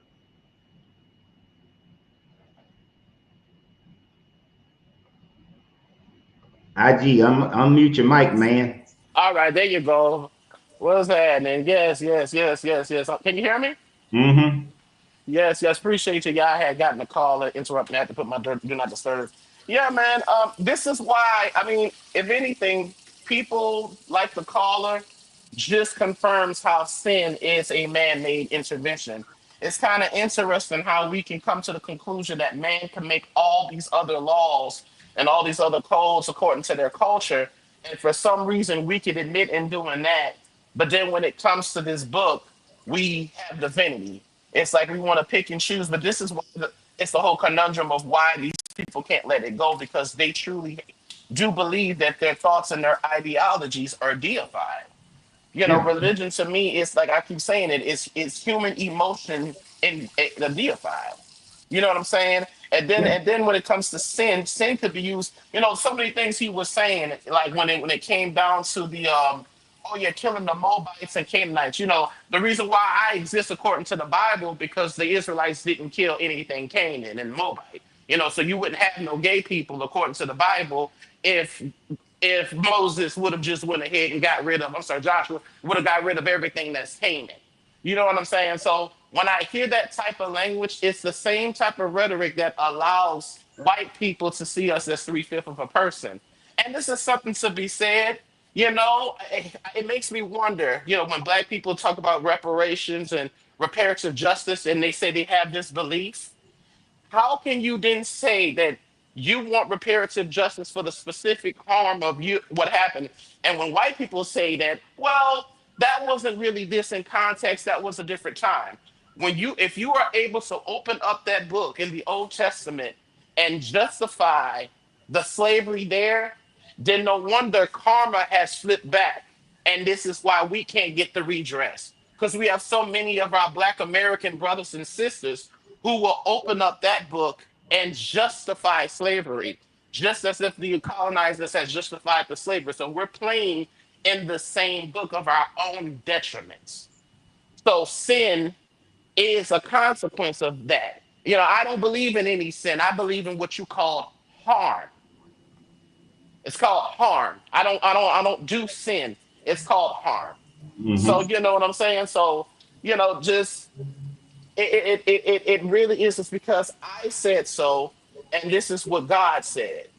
And then this is the problem when we have a deity system that predicates you to have a patriarchal relationship. For the record, I'm a single dad boy. I was raised by my father. You heard me. I had a wonderful father in my life. You know, Right. one thing I never wanted to do, I never wanted to worship him. There were things about him that of course, I admired. But then my daddy was man enough in himself. You know, he used to tell me, say, boy, you know, we from all the city. Look, I don't need you to do me because I did me just fine. You are Isaac Green. I'm George Green. I don't need you to be George Green. I need you to be Isaac Green. And what happens with a lot of these, you know, we talk about mothers living vicariously through the daughter, this patriarchal beliefs imposes whatever desire. And there's nothing wrong with direction. I'm not talking about if you have a business and stuff like that. But what this belief allows us to do to our sons is to impose what our dreams and what our aspiration is on to our sons and stuff like that without considering any type of agency of who that person is. But a lot of these men who have this belief, they don't know who they are. They are who whatever the book says that they are. Yeah. So, you know what I'm saying? So, I just, I'm gonna go ahead and drop off here. But that was a trip. I said I didn't know. I knew it was gonna come up. You heard me. Someone was gonna talk about some same gender love or some gay shit. But I hate to say it too, y'all. It's kind of like it's one of those things. I say, look, I'm more afraid. It's a shame why I have to be more concerned. Like I would choose a white non-theistic humanist over a black believer any day. I, In this I in agree with this you. in this political climate, I would feel more comfortable around a white humanist person because as you can see, if it was up to the brother, if it was up to the people who had that, I wouldn't have any autonomy to exist. So thank you, man, for your time. I'm kind of off today. If you come back on again, I'll probably listen to you. But yeah, man, sin is a man-made construct that we have created, just like we've created all laws, we've created all these other codes and stuff like that. So I appreciate you, man. And unfortunately, man, we ain't get left behind. You heard me? When I woke up today, I said, fuck these. We still got another day. We still got another day. Oh, okay, okay. So I mean, I was looking forward too. I was like, yeah, man, is they gone? You heard me? Can we have a little Yeah. bit more peace? I don't think it's gonna be perfect, but I think there'll be just a little bit more peace on earth. Just a little more. We're gonna delve into that more tomorrow after we got past the whole bullshit of it all. Yeah, well, I appreciate you, brother, and thank you for being, you know what I'm saying? Because I don't think all black heterosexual men are the same and stuff like that just because of certain idiots. But it is one of those things to where black gay men have to be leery, and this is why we can't be part of the community. Because while you talk about let's fight the power, fight the white man, while we're not fighting the white man, you trying to kill me. Yeah, and that's problematic. That is. Take But I appreciate you, my brother. appreciate you too. Mm-hmm. Later. Well, you got your brother. All right, let's go to off the grid on TikTok. We flipping back and forth, flipping back and forth. Off the grid.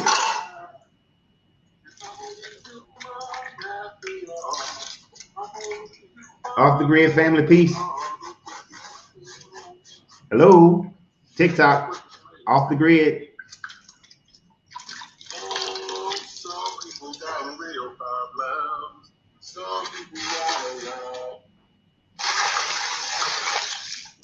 Off the grid.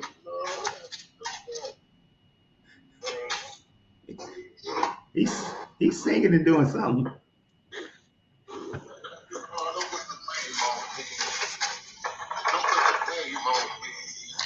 Off the grid. Okay. I think that maybe that was a pocket request. They were singing, so I had to let it play for a second. Oh, they were playing some music. All right, Anton, let's see if we got rid of that delay. Can you hear me? Hey, how are you? Yeah, I can hear you just fine. Can you hear me now, or is it just still a delay? No, I don't think the delay is there now. Yes.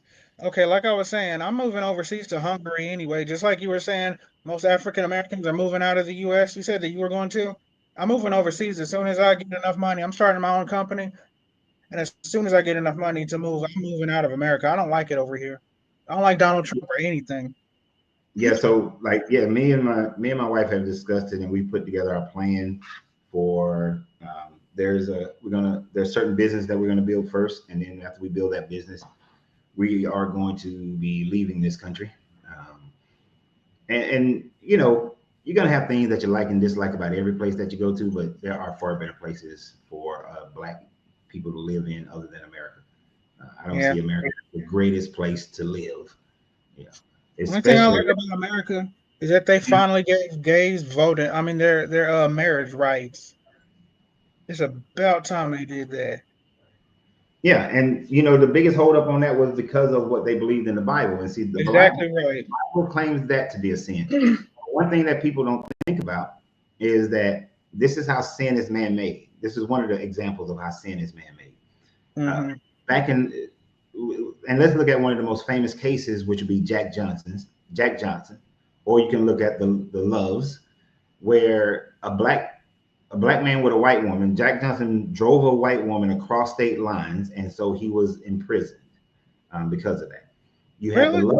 that Oh my couple, God. and then you got that couple whose last I name never was Love. knew that. Yeah. Oh, he They just never got. taught us it in school. I think it was like in the Oh, 2000s or the 90s when they finally exonerated him. And then we had the Love couple who fought to be able to be married. And I think they fought for like 20, 30 years or some shit like that. Where if you married, God. if interracial marriage was considered illegal because because just white men didn't want black men marrying white women. And in the Love case, there was a white man who married a black woman. That was less offensive to them. But a black man marrying a white woman or having sex with a white woman was considered to be a sinful thing. And this is why they would hang or kill Exactly. a black man who did that. But when a white man did it, they didn't kill him, but they still didn't want to make it legal for the Love family. And so they changed. So the law, what they did to back up to create that law was to then use the Bible and say that, oh, you see how God has told the Israelites that they shouldn't mix with other groups and all these these other groups. Yet they went and mixed with those other groups anyway. They sure did. Jesus' line is not pure Shem. His line got some Moabite and got some other ites involved in that line. That's what I always tell people. But And I can't you see believe how how they use the Bible and claim it to be a sin so that exactly. he can enact his own law to make it illegal. Right? Didn't AIDS come from a guy having sex with a monkey or something? That's what I always heard. And then No, Christians dude, like, don't. That like was it was because gay people bullshit. have sex with each other and it was God's punishment or something. Where did AIDS come from? That was bullshit. That was bullshit. That was bullshit propaganda. AIDS actually, it's going to be hard for y'all to research this, but the AIDS virus was actually developed by the World Health Organization, and then it was being tested on monkeys down in Africa. And those monkeys, I get it. Humans had incidents with those monkeys where they got bit by the monkey. Oh, and so the world. I get it now. So they invented AIDS, kinda created it or whatever. Pretty much, like looking for a biological weapon. Now, you're gonna conspiracy say that, but there is information that leads to that, and I have seen where we were inoculating people, and what we was inoculating them with wasn't the same shit they gave us. Like they were saying, oh yeah, these are malaria shots, and then when we was down there, off the west coast of Africa, I was like, we just got a malaria shot. That's what they sending off is not malaria shots. So I don't know what they was getting those. I'm moving to Hungary because they have the prettiest white women, and I got jungle fever. If you got jungle fever, and I know this is off subject, but if you got jungle fever, from my own perspective, you want to go to Riga, Latvia. Go to where? I never heard of that. I know. Riga, Latvia. You got jungle fever, that's where you want to go. How you spell that so I can look it up on Google? Riga. Latvia, Lativa, I believe is how you spell Latvia. Riga, Latvia. You want to? If you got jungle fever, you want to go. And I agree that sin is man-made, because I can't believe when I was a Christian, I used to be homophobic as heck. I used to not like gay guys at all. I never had anything against gay girls, but I hated gay guys. I used to make fun of poor Matthew Shepard when he got hung by those two guys. I made fun of him in class and didn't think nothing of it. Now I look back and that was like the worst thing I ever said in my life. And it is like, and most of us who grew up Christian, especially if you grew up Christian in the South, you had that type of mentality where gay people were evil, gay people were malicious, and that they was trying to, essay every That's little sad. word, and it was always just geared towards gay men. They never really pushed that gay women were sinful. It was always towards gay men, and that's because most of these men have the fantasy of wanting to be with two women who those women are also, you know, messing with each other. Yeah. And even more so when I was going to Desert Storm, pornography was being watched in every sleeping borough. And the thing about it, it's not called a borough. I forgot what we call it on the Navy ship. But them dudes just want to see two women getting it on all the time. But then they'll talk about gay men. And I used to sit up there and ask them, wouldn't you want to see a man and a woman having sex instead of seeing two women? Because that's gay. But yet you believe gayness is a sin, but you watching two women, which is still the same thing. And because I was still super Christian at that time frame. And I was like, that makes no sense to me. If homosexuality is a sin, then it should go across the whole board, right? Yeah. So it's hypocritical when they focus just on men. I had a double standard then. I focused just on men too. I used to be fans of Ellen DeGeneres, Rosie O'Donnell, etc., the lesbians, but I hated gay guys. I didn't think nothing about lesbians, but I hated gay guys for some reason. Now I don't think nothing about gay guys. I don't hate them or nothing. I think I like them just as much as I do lesbians now that I'm not serving this God no more. I don't hate nobody Me neither. as a group. I will say this. Now, I don't like when any person of any group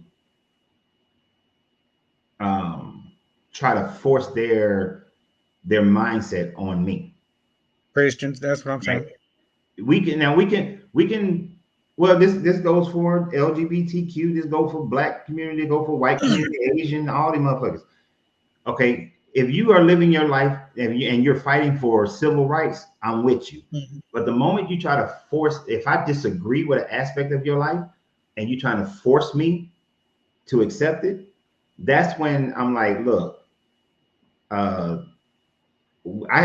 can stand with you for your civil rights, but don't try to make me say that how you want. I don't know how to put it, but don't try to force me to accept certain aspects that I don't agree with. But my disagreement is not harming you, nor is it harming me of how you live your life. You know what I mean? So if you are two dudes who sleeping with each other, I don't want to sleep with another dude. So I don't. That's not for me. But if it's for you, go do you. If you're two women, y'all want to sleep with each other, that's not for me. Especially because I'm not a woman, so that can't be for me.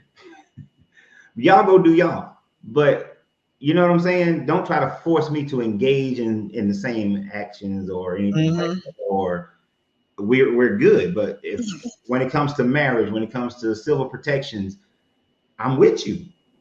I'm with you. Exactly right. I'm glad Obama gave them their marriage rights. Yeah, I'm a judge you based on how you act as a person and as a person within a community. What's your next? Go ahead. Now go ahead. You said what's my next? Yeah, what's your next topic going to be tomorrow after the rapture doesn't happen? It's going to be about the rapture not happening and false prophets, as well as a deep thought into what would have actually happened if the rapture would have happened. I don't think people. I hear a lot of people making the joke about, oh, it's going to be great. All these Christians going to be gone. That's me. That's what I was saying. And I have to take earlier on. I said that it wouldn't be great because America would be overrun and stuff. It'd be havoc and stuff like that. Yeah, I mean, if you think about it economically and if you think about it politically and militarily, America is fucked if the rapture happened. Because when you look at the countries that is not the majority Christian, they will be able to run roughshod over everybody else. They sure will. Like, look at Egypt. Egypt has one of the largest militaries in Africa, right? I think they're like the 7th largest military in the world or something like that. They're somewhere in that top 10, I believe. Now, So Egypt, China, especially Russia, these countries are not Christian, but they will be able to maintain their religion. They're not going to be hurt as bad economically, and they're not going to be hurt militarily. They could easily come into America and take all this shit at that. I would love that happen. Have you been on YouTube all day today? There's like tons of atheist channels like Deconstruction Zone, the Atheist Corner, Atheist Experience, all them that are all on live now making fun of the rapture. I'm on like 5 different podcasts now. Yeah. Making fun of Christians to think the rapture is going to happen. Well, it's a ridiculous concept because it's just there. The Bible really doesn't support a rapture happening before the book of Revelations fulfills all its 7 bowls and scrolls and trumpets. So it's like all these people have bought into what Darby came up with in 1830s. And so the fact that people are believing this to this day is ridiculous and shows they haven't studied their book and they're just accepting the dogma they've been taught over and over again. Have you ever heard of the Shepherd's Chapel? Pastor Arnold Murray. He's dead now, but you ever heard of him? Who? The Shepherd's Chapel. No. I'm not by that name, so let me put it that way. Well, anyway, they teach that they're kind of racist. They teach that black people came from the 6th-day creation and the white people came from the 7th-day creation. That's how they try to explain away the 2 creation stories, the 2 separate creation stories in Genesis 1 and 2. Anyway, they said that the rapture concept was made up by some girl in the 1800s, and some pastors liked it and ran with it. But all the other pastors say it was made up by some guy. Which one is it? Did a girl create it or did a guy create it? Well, as far as we know, I think his name is John Wesley Darby. But he's the one who's giving credit for it. So if somebody came up in his church, she created it in a dream or something. She dreamed about it, and somebody liked it and took it and ran with it and made it popular. Yeah, I don't know about a woman. Well, it wasn't Dark. His name's not John Wesley. I don't know why I call him John Wesley. What is this man's name? Somebody probably put it in there before I get to it. John Nelson Darby. I'll look him up. John Nelson Darby. Let me write him down. Come on, damn it. My pen and paper. John Nelson Darby. D-A-R-V-E-Y. Darby. D-A-R-B-Y. V-Y. D-R-D. Bravo. Yankee. Y. And before I became an atheist, first I was a Christian, then I was a Jew. Then my rabbi, lucky for me, he finally admitted that the Jews made up the Bible. Well, of course they did. Yeah, he admitted that it was made up, so I just left right there. As soon as he admitted that, I left and became a damn atheist. I just got up and left. I didn't mean to be rude or nothing, but I just left. I ain't wasting my life serving somebody that somebody made up. But my pastor always told me that the rapture was in the Bible, but it's in the Latin version. We not talking about the rapture today. In Revelation. We're not talking about the rapture today. All right. That's tomorrow. Yeah. Can I tell you tomorrow that it was in the Latin version? What's that? Can I tell you tomorrow that it's in the Latin Bible? Tomorrow. Today we talking about how sin is man-made and so are the consequences of it. I knew that was going to be my struggle today, was to keep people off the damn rapture. But that's tomorrow. I don't want to talk about it while we're in the midst of it. I want to wait till tomorrow when the shit is bullshit, when we know it's all complete nonsense. Are you going to bring me on live tomorrow to talk about it? I mean, if you come up in the comment, if you come up, sure. And same name, Coach Ren's fan, Anton Hughes. Yeah, people pop up in the studio, and then I bring people on as I can. But Today we talk about the fact that sin is man-made, and so are the consequences thereof, because that's all it is. Uh, but like you were alluding to about your rabbi, the Old Testament, the Tanakh, is a made-up book by these people to talk about where they came from, right? The history for where they came from and how they created their own God. And every society created their own God that created them. And that God only creates them. Like the Aztec God only created them. The Mayan God only created them. So sin is when you do something against what that God said, who those people created. I mean, you did a podcast saying that Christianity should have been dead when the Romans overthrew Israel, when Jesus' prophecy failed. I think that Judaism should have been over as soon as they admitted that the Old Testament was written by a bunch of different Hebrew scribes over hundreds of years instead of by one Moses at Mount Sinai. I mean, people should obviously stop believing in the Bible with one contradiction. Well, they're not going to do that because exactly. And that's what this idea of sin does. This idea of sin keeps people caught into a shame loop, and it makes them relive their shames over and over again. And instead of them getting better, they look outside themselves as a dependency in order to try to avoid what they believe the consequence of sin, which is death. Everybody's going to die, but they believe that there's this torturous death if they remain in sin, don't believe in this Jesus, right? That's what made me afraid to leave at first. I was afraid I was going to go to hell, and that was a sin to not believe in God. If I died an atheist, I was going to go to hell. And then a bunch of atheists told me that that was made up, that from paganism, that it wasn't even in the Hebrew Bible. It's just Sheol, the grave, Sheol, however you pronounce it. You said it right the first time, Sheol. But that's the thing. It's only, you only can go to that's the sin. You said it's a sin not to believe in God. The more accurate statement would be it's a sin not to believe in that God, the God of the Bible. According to Islam, you're in sin because you're not believing in the God of the Quran. You're going against the God of Hinduism. You're going against the God of every other religion. So as far from the perspective of any other religion, you are sinning against that other religion as well. And of course, they'll claim that those religions aren't real, but every other religion will claim that the other religion is not real. Well, Hinduism says that everybody's religion is fine, from my understanding of that one. Oh, I want to be a Hindu.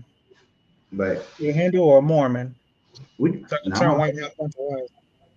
some Hindus on here on Facebook. Facebook or YouTube. Facebook or YouTube. Hindus on there. Well, I'll call you tomorrow about the rapture stuff. Okay. We'll talk about that tomorrow.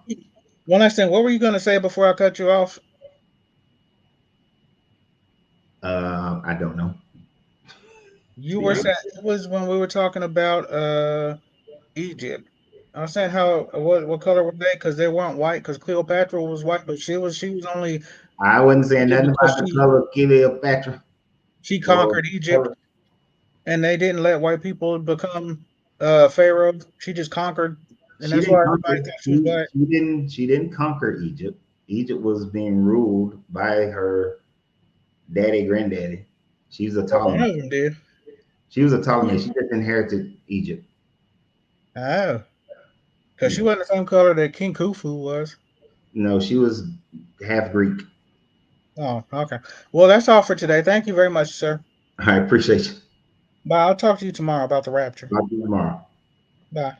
Bye. All right. That person they dropped.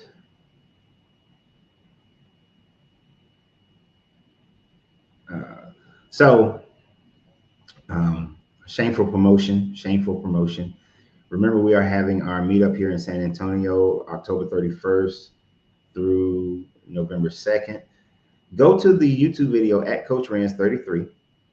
and look at this particular video, and then in the bio, you'll see, in the description, you'll see a link to the hotel that we're going to be staying at, and that where 3 of the events are going to be.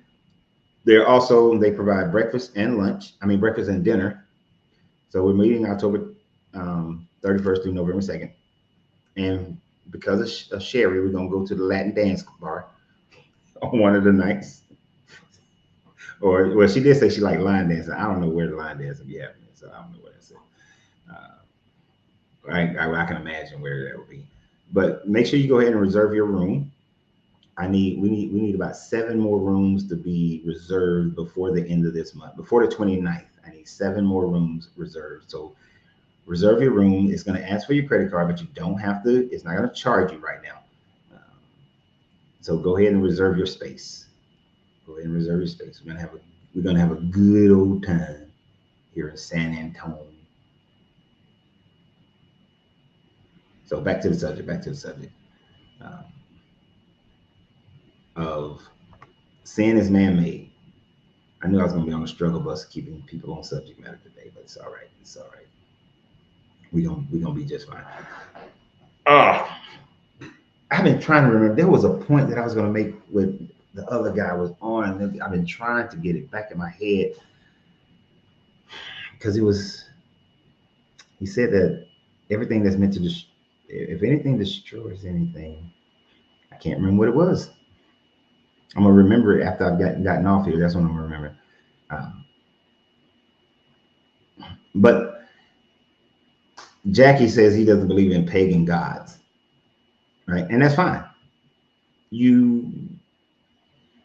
Now, pagan is a Christian term. No other religious group originally called themselves pagans.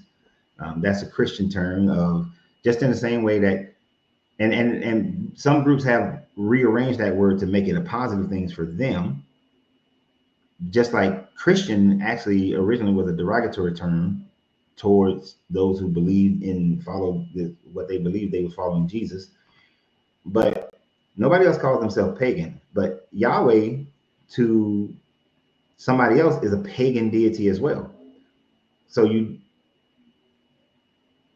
when you believe in Yahweh, when you believe in the God of the Bible, you are also still believing in a pagan God. And that pagan God says that whatever, I'm gonna start calling Yahweh the pagan God, Yahweh. But the pagan God of the Bible is just like any other God of any other group of people, thinking that he is the ultimate creator. And if he is that ultimate creator and created all people, then he is evil and malicious because he genocided people without giving them an opportunity to become one of his children, right? He fought wars against the Moabite people, who he said were the cousins of the Israelites because of the incestuous relationship between Lot and his oldest daughter. He attempted genocide of the Ammonites, and those were also the cousins through Lot's incestuous relationship with his youngest daughter. But instead of trying to guide these people into his believing in him, he instead tried to genocide all of them. The Jesus character came and said that I came not for anybody else but the children of Israel. Called the Canaanite woman a dog. Called her a beast.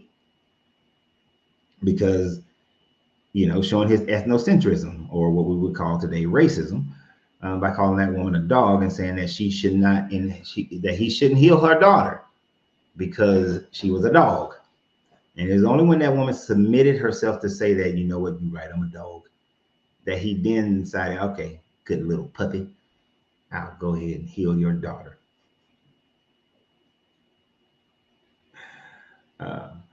But all of these gods, none of them went to any other people to try to convince other people. It was man who carried his own religion to other people and then decided that what those people were doing was sinful. When I did the video about the Panera Bible, those people didn't even have some of the concepts of evil and sin and hell and all these sorts of things that is in Christianity. They had to rewrite the Bible and trick those people into coming into an understanding of the bullshit of the Bible in order to convert them over to Christianity. What was the concept they didn't have?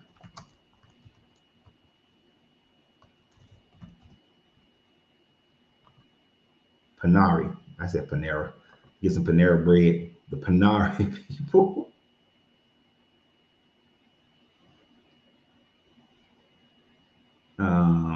But there was I read a lot about them when it was brought up to me. Let me see if I can find that part.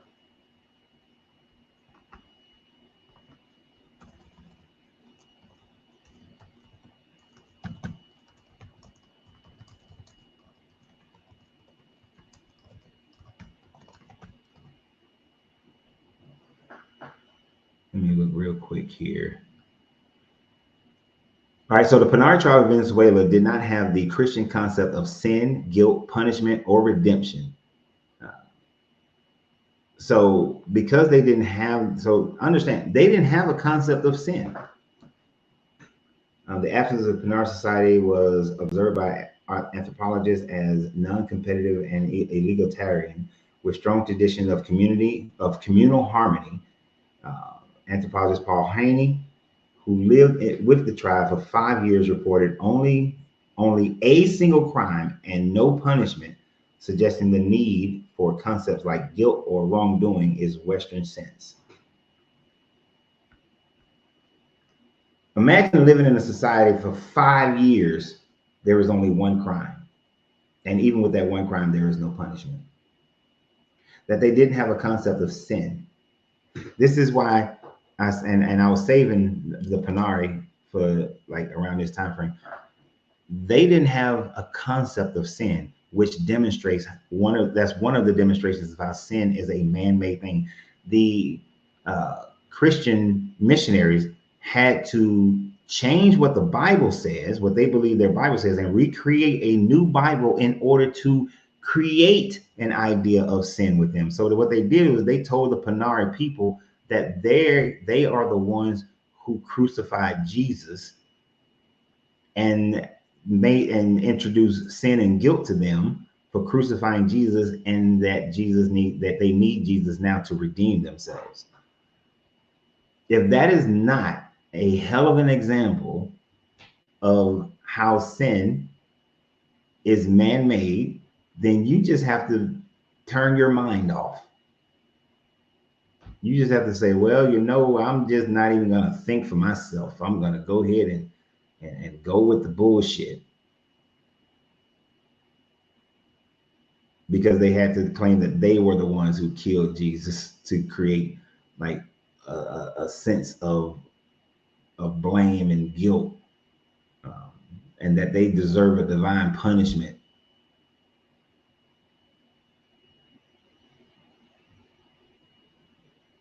So this is why I mean, let's ask the question. If you think sin is man-made, put a 1 in the comment. If you don't think it's man-made, put a 2 in the comment. If you think it's man-made, put a 1. If you don't think it's man-made, put a 2.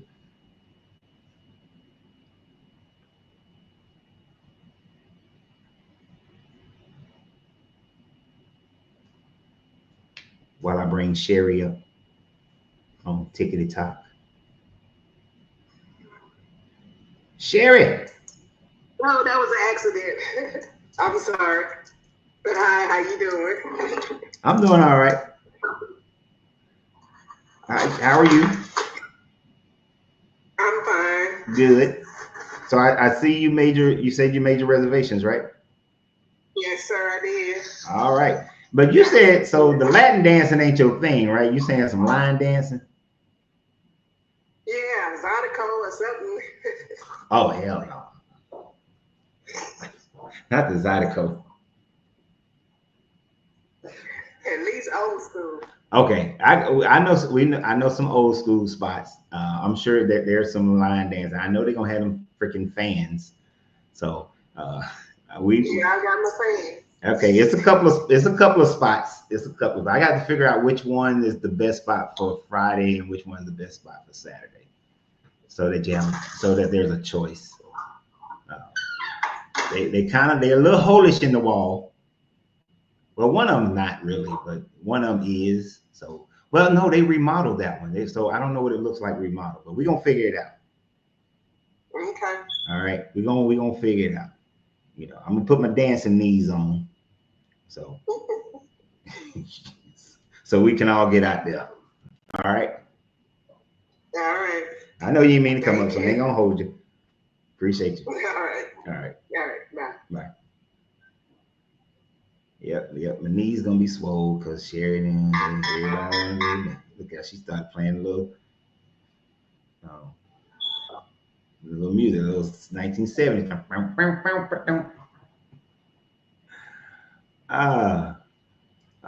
So I see a lot of people putting a 1 in the comments. So 1 in the comments. I see a lot of 1s. Of course, Fred said 2. That is expected because Fred is a Christian.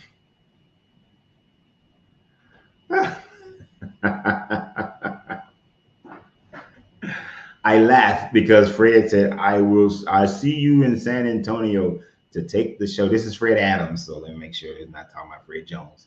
In San Antonio to take the show in Yeshua's name. Fred, you can't even figure out how to get your phone to be able to come onto the live. So I doubt very seriously if you will make it to San Antonio. You probably don't know where San Antonio is on the map. Fred ain't coming, y'all. Fred, if you was coming, you would have reserved your room. You would have reserved your room at the Drury Plaza under the Thinkers Group. You'd have clicked on the link and your room would be reserved. I see everybody whose room is reserved, so I know you're not coming.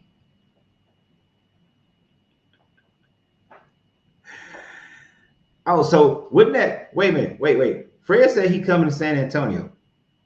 So if Fred does not come to San Antonio, then that would make Fred a liar, right? Because he would have bared false witness.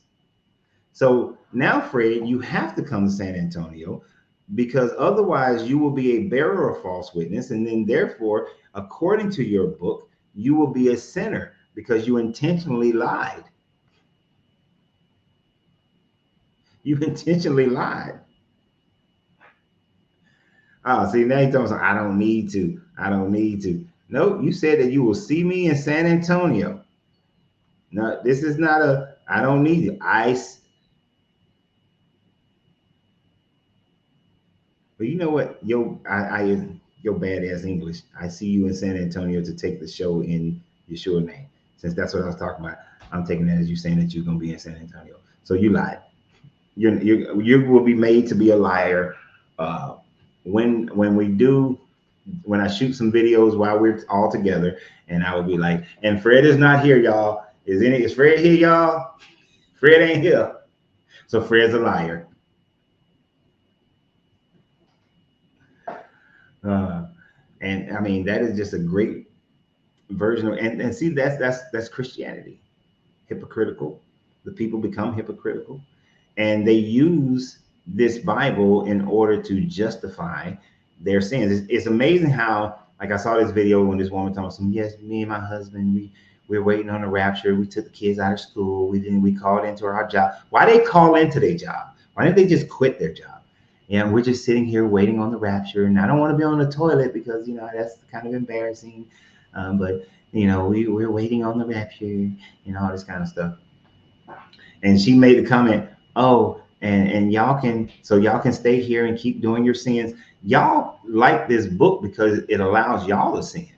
It allows y'all to go and do whatever you want to do and then ask this God for forgiveness after you intentionally do things like how Fred came up here and lied, right?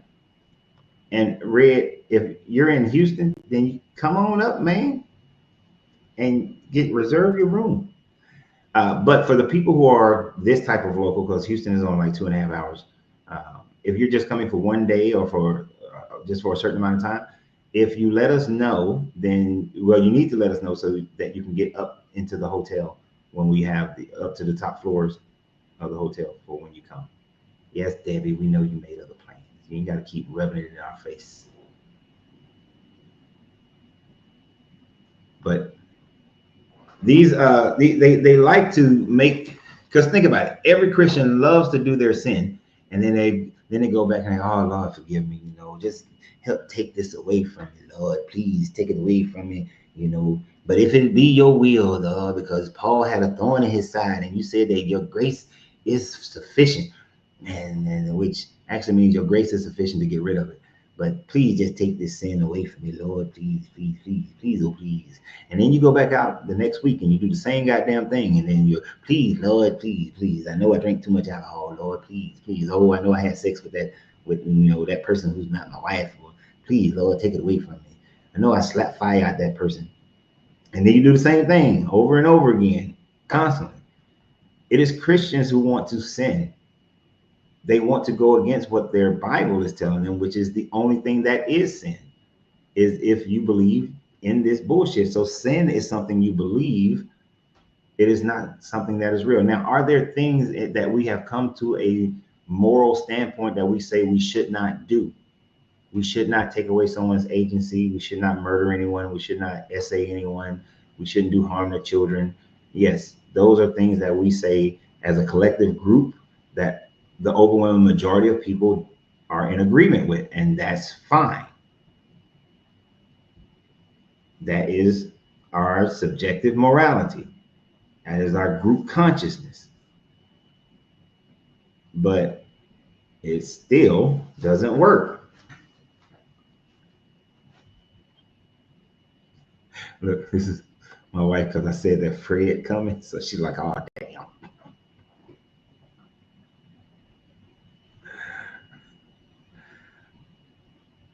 Oh, wait, I'm going to be sinful.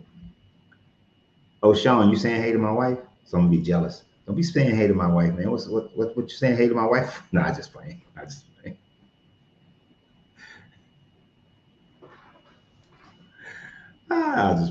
play it. But they would call that jealousy a sin. If you have jealousy towards a person, then you're sinful. But yet this God says that he is a jealous God because he doesn't want you worshiping somebody else. So this God is admitting that other gods are in existence for people to worship him. They have the story of the Ark of the Covenant being in the Temple of Dagon, and then the Dagon statue keeps falling because this God is fighting Dagon, right? Oh, that's what we're doing. That's what we're doing. Nah, just wait. I don't care. I don't care. I don't accept jealousy to be a part of my being. I am not going to be jealous. I will be more congratulatory. If someone has something that I don't have, hey man, that's great. Maybe I need to figure out how I can get it. But I'm not going to be jealous. That makes no sense. I'm not going to be jealous. I'm not, because jealousy is nothing more than insecurity. That's all jealousy is, insecurity. So this God is insecure. He's an insecure God because is described as being a jealous God. That's an insecurity. If I created a people, and then those people go off to other lands, and while they're in their other lands, they realize that I'm not dealing with them, and they start worshiping another God, well, why should I be jealous? I wasn't doing shit for them anyway, right? And then if I do have people that I am doing stuff for, and then they go off and worship other gods, or they decide that they don't want to worship me in the way that I tell them, then I'm just going to leave. Well, okay, bye. Go do you. I'm not going to then force them. I'm not going to force them. That's controlling. That's like, have y'all been with a person where they want to be with you, but they want to control how you are with them? You know what I mean? Like, how many of you have dealt with a person where They want to look at everything you're looking at, and then they want to judge everything that you look at. You walk down the street and you see somebody of the opposite sex, they are you looking? You shouldn't be looking at them. They want to decide what you're going to wear. Oh, I want you to wear this. I want you to wear that. You know, that's controlling. I was just telling my wife the other day. I think that was the other day. What's today? Today's Tuesday, right? So that had to be Sunday. Yeah. We was having a conversation, a similar conversation on Sunday, and I was like, so to put it in fullness, this one, it was a group of women who were out, and they was having this event at the cigar lounge. One woman got the message. The other two did not get the message. The other two was dressed as if their husband made sure that they was dressed in such a way that nobody was going to look at them. But that created a conversation where we was talking about the fact of people wearing stuff that, because I was like, that green dress that woman had on, if Angelina was like, oh yeah, I'm finna go out with my friends, I'm wearing this green dress, I'd be like, nah. Okay, you going out with them, that's fine. Wear what you want to wear. You ain't going out with me like that. Now, I wouldn't try to control her to say that she can't wear it. You just ain't going with me. You can wear it if you want to. You're just not wearing it with me. We supposed to go out and you wearing that green dress? Nah, we ain't going nowhere. Or at least I'm not going with you. We might end up at the same place, but I'm not going to sit with you. I'm not going to talk to you because you ain't going out with me looking like that.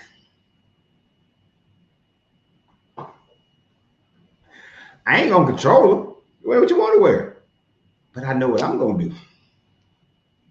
But I've seen people where, and I know that's me and her just fooling around, but where people got spouses or girlfriend, boyfriends or whatever, and they are trying to force them to wear this, wear that,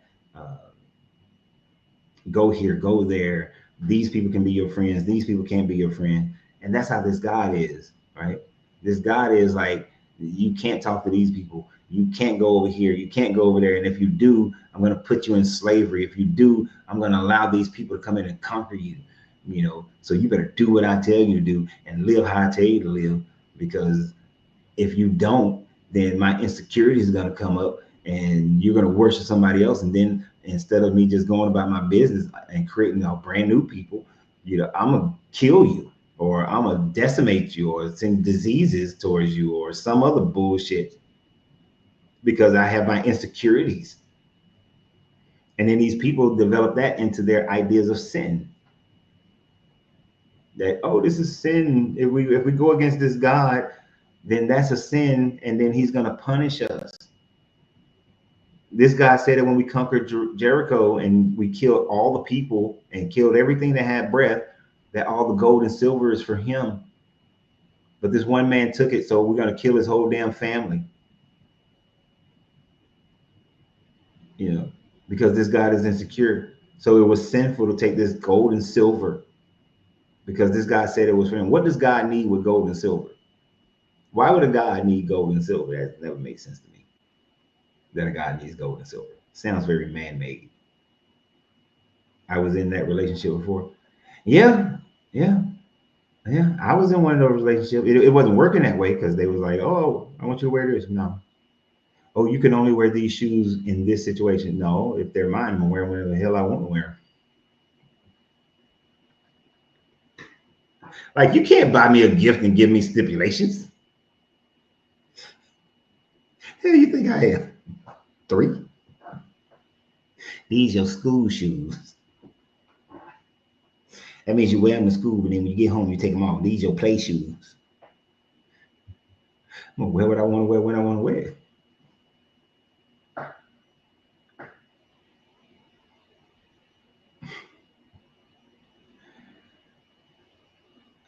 No, I do not need Yeshua. I don't know if you're talking to me, Fred, or anybody else, but no one needs Yeshua in their life. Like, no one. Right there. This God acts with emotions, right? And the emotions of a human being, because these gods are created by human beings. And they're created in the same mindset of these human beings that's based on the culture that they are living in.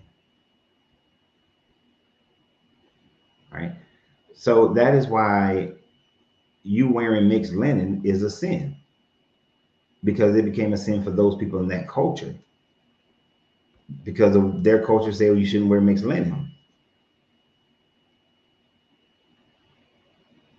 You know, they decided that a woman on her monthly cycle, that she becomes unclean and everything she touches is unclean, because they didn't understand the biology of what's happening.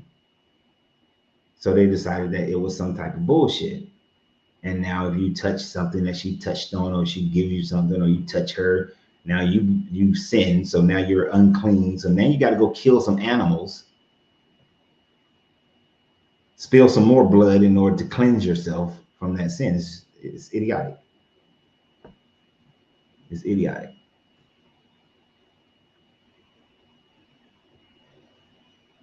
Yeah. And then they create this idea of a Holy Spirit, and then tell you that the greatest sin is that if you blaspheme this Holy Spirit.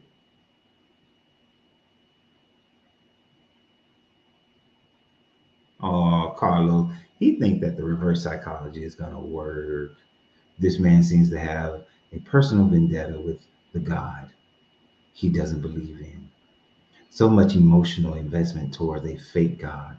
Quite curious, really. I really don't care about your God. I care about the people who are trapped into this belief.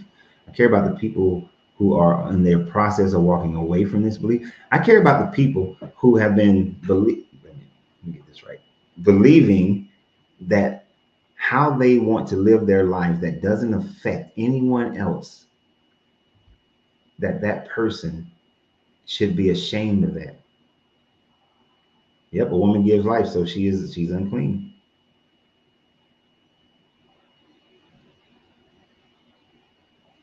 Right. So I mean, that's the thing. That's the biggest problem with this idea of sin, is that people are walking around doing something, living their life, not harming anyone, not violating anyone's agency, but yet they're being told that what they do is sinful and they should be ashamed of it.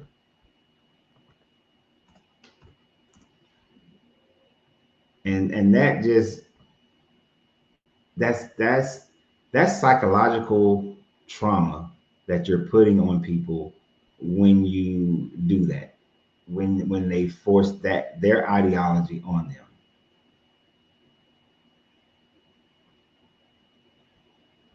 I know.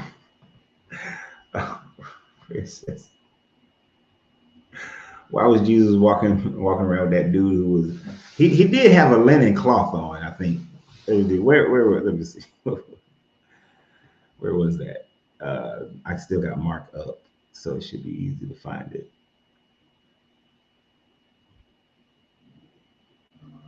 Then Jesus said to them, have you come out with swords and clubs to arrest me, as though I were a rebel? Day after day I was with you in the temple teaching, and you did not arrest me, but let the scripture be fulfilled. All of them deserted him and fled. A certain young man was following him, wearing nothing but a linen cloth. They caught hold of him, but he left the linen cloth and ran off naked. What Jesus out there hanging around with a dude with just a linen cloth on? What they doing?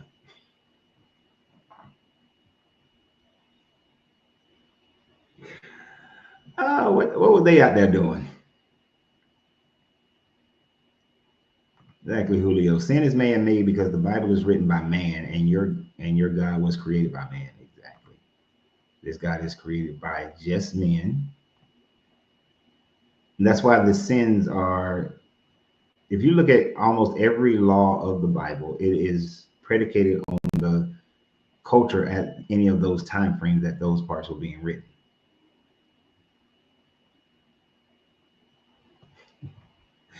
IG said that Jesus and his disciples were giving sausage parties.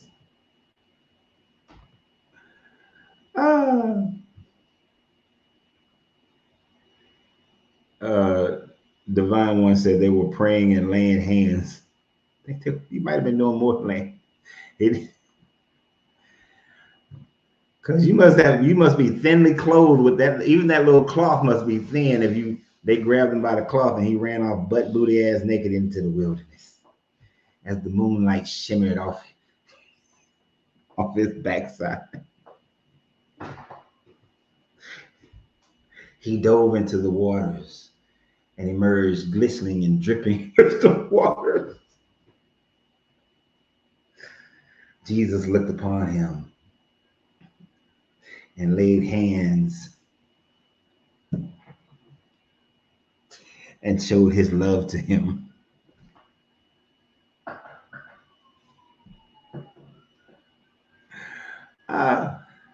Oh, see, y'all leave me by myself. This is what happens. Stupid shit. Pot sauce. What's up, man? How you doing? I'm doing great. I was laughing at y'all when they got butt naked Jesus running around. Well, it wasn't Jesus that was butt naked. He had a young man out there with him butt naked. Oh Lord, that's even worse. Yeah, he was out there, you know, being a pedo with the young man. It's funny as hell. Because, you know, he was purifying him. Why did they just let that man run off with his? Oh, it said, I think it's some Pharisees or somebody grabbed hold of them. A certain young man was following him wearing nothing but a fine linen cloth. They caught hold of him and he left the linen cloth and ran off naked. So these were some people, these were the Pharisees that came with Judah to grab, the rabbis came to grab a hold of Jesus.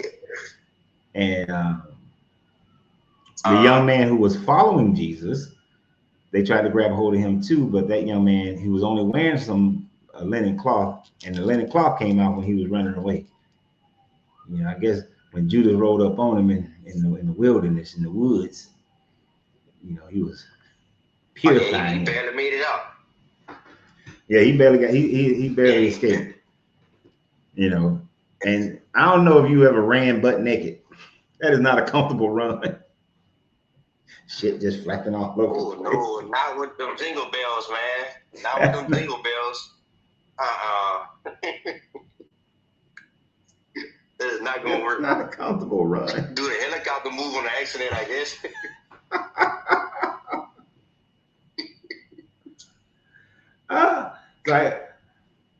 I guess they caught Jesus when they just finished up. They got back. Jesus got back dressed, and the young man hadn't fully dressed yet. But yeah.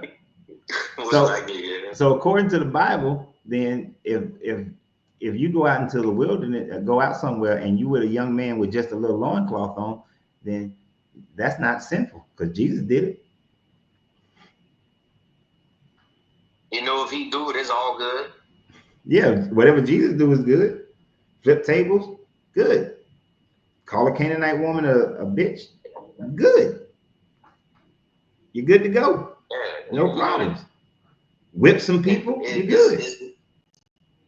It's no issue at all within the within the Christian community as far as like just looking at him at the things that he have done. It's idiotic, bro. Yeah. So you know what I was thinking, man? What's that? Go ahead. That's the question. No, go ahead. What were you thinking?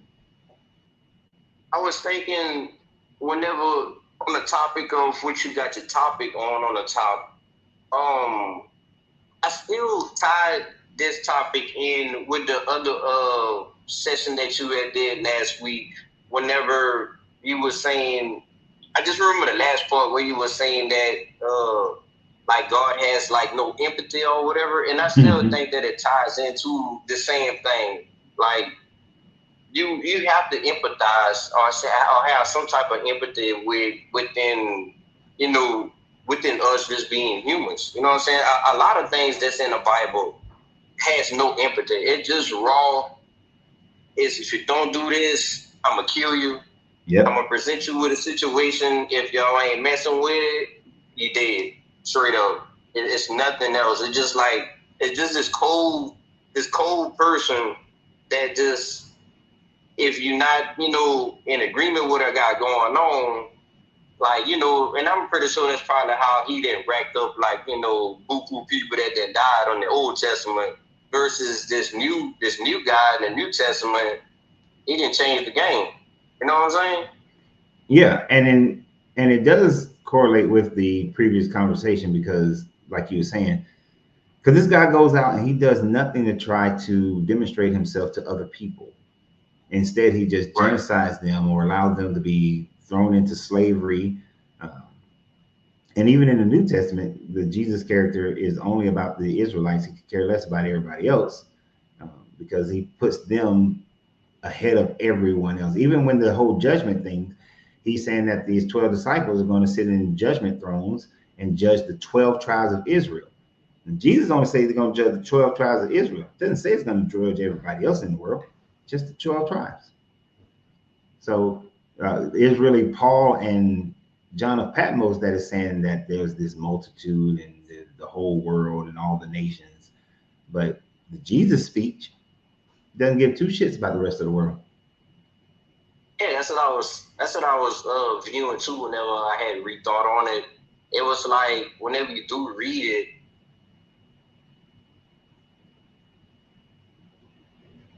You blinked off in mid-sentence. You still there? They had to have other people in. Say that again. You kind of blinked off. I don't know if that's my connection or not. I got 3 bars. I'm not on Wi-Fi. Yeah, I'm outside trying to get away from the noise in the shop. But it does seem like that within the Bible whenever you read it, and I think that's why the Israelites right now feel like it's so special, mainly because they kind of basically mentions majority of the time it's really just about Israel and the Israelites and whatnot. Yeah, the whole book is just about them, which is why and when you look at everybody's religion, it's only about those people. When you look at Islam, it's about those people. Judaism is about them. Really, Christianity is not about the Jews. Christianity is about Romans and the Gentiles, any non-Jew. But every other religion, Hinduism, is about them. Ifa, it's about those people. So you cannot sin against anybody else's God except your own, which makes them all invalid and makes sin man-made. That is definitely something that I would say something that they put on people, because I grew up Christian, since a kid, and just the feelings that I would get, like you always in the sense of I'm always striving to do right. That's the mind state that they put you in, and it's just like whenever you do say Lord forgive me or I'm sorry or whatever, you have to be at the altar in church praying for like 2 to 3 hours. You know what I'm saying? Yeah. Like, why do I need to be on my knees with my ass tooted up asking for forgiveness for that long? Because it's these overgrown sense of piety. With like you got to pray 5 times a day. You got to come to the altar. You got to confess your sins to the church. So it's like I want to shame you. I want to embarrass you, but I also want you to create this image of piety that don't exist. It's all ritualistic for the edification of man, not really for this God. And it doesn't make any sense. If this guy was if there was a true God, then it wouldn't. He claims that he knows your heart, right? So if you know my heart and you know my mind, then you know whether or not I am remorseful for what I did or I'm not remorseful for what I did. So no amount of words or actions is gonna matter if my heart, my mind is like, yeah, I know I slapped fire from that dude, but I don't feel bad about it. He deserved it. Correct. Because I remember. Isn't that lying to your own self though? If you decide to, like, as if you was a Christian and you're not really sorry, right? Mm-hmm. But then I'm gonna go pray and still ask for forgiveness, knowing that He know your heart, right? Like you said, your mind. So why are you wasting your time and His time? Yeah, you are, and I've done that. I've done that on occasion in my life. I remember this one time. This one time in band camp, but I remember there was. Not the fruit, huh? Yeah. So when I was on terminal leave from the Marine Corps, and I was just out celebrating a birthday party with one of my friends. We happened to be at the National Guard Armory in Marietta, and one of my brother's friends, who I've never liked this particular friend of my brother. You know, he kept calling me the N-word. I don't like that word. I feel more offended when a black person called me that than a white person did. And I turned, and that joker sucker punched me. What? Yeah, he sucker punched me, right? Hit me in my jaw. Now, first I was amazed. I was shocked for a second because that was the first time anybody's ever got a face shot off on me, right? Yeah. And I was shocked that I didn't get knocked out because this dude is strong as hell. He's strong as shit. All right. And I used to think that I had a glass jaw. That's why no one has ever hit me in my face, because I was like, they're going to be able to beat the shit out of me. So he hit me and I was stunned. And I remember thinking, oh shit, I didn't get knocked out. And then I realized, wait a minute, this motherfucker just hit me, right? My sensibilities came in and said, I'm on terminal leave from the Marine Corps. If I sit up here and get into a fight and go to jail, it could mess up me getting out of the Marine Corps. So I tried to walk away. Well, he chased after. And when he did, long story short, I whooped his ass. And at one point, I had him in a position where I could have crushed his larynx, right? Now, because I was still Christian, that happened on a Saturday. When I went to church, I confessed that I wanted to kill, that I was about to kill him. And, you know, and I had those thoughts because I had him up against the fence before, like, my brother actually broke it up. I had him up against this little wall, rather. And I had I had this part, like, I had my fingers clutched around his larynx, like this. And it's called like an eagle's claw. So I had him like that. And I was squeezing. And my nails that dug in and blood was trickling. And I go to church, and I, you know, because some family members on my in-law side at the time was like, you need to go to church, you need to confess your sin and pray and ask God for forgiveness. So I'm in church and I'm praying and asking for, but at no point in my life have I ever regretted taking that joker to that length. At no time. If anything, I regret that there were points in the fight that he got a little bit of an upper hand, but I didn't use other techniques that he would have never had an upper hand. I still relive that fight to this day of what I should have done earlier in the fight would have ended, and it would have ended the fight sooner. Like, I'm disappointed in myself. Oh, don't be it. I am not ashamed of defending myself from a dude who I politely asked to stop talking to me. Yeah. But Christian, but I was Christian, so the people, and they was like, oh, you got to ask for forgiveness, you got to pray to God, because, you know, you could have killed that man and all of this kind of stuff and all that. And what you would have been sorry for, though? Exactly. I don't see nothing wrong. But that's what they do. That's what the religion does. It tells you that you're wrong for these things, and you're not. You are never wrong when you defend yourself from someone, right? You're never wrong for that. And even not at all. Yeah, so I was just like, years later when I deconstructed from Christianity and I thought about that situation, and I was like, why did I allow these people to put this guilt, this shame on me for defending myself from a person who physically attacked me? You know, that makes no sense. Right. Right. So after that, I've lost a lot of battles mentally in the. Go ahead.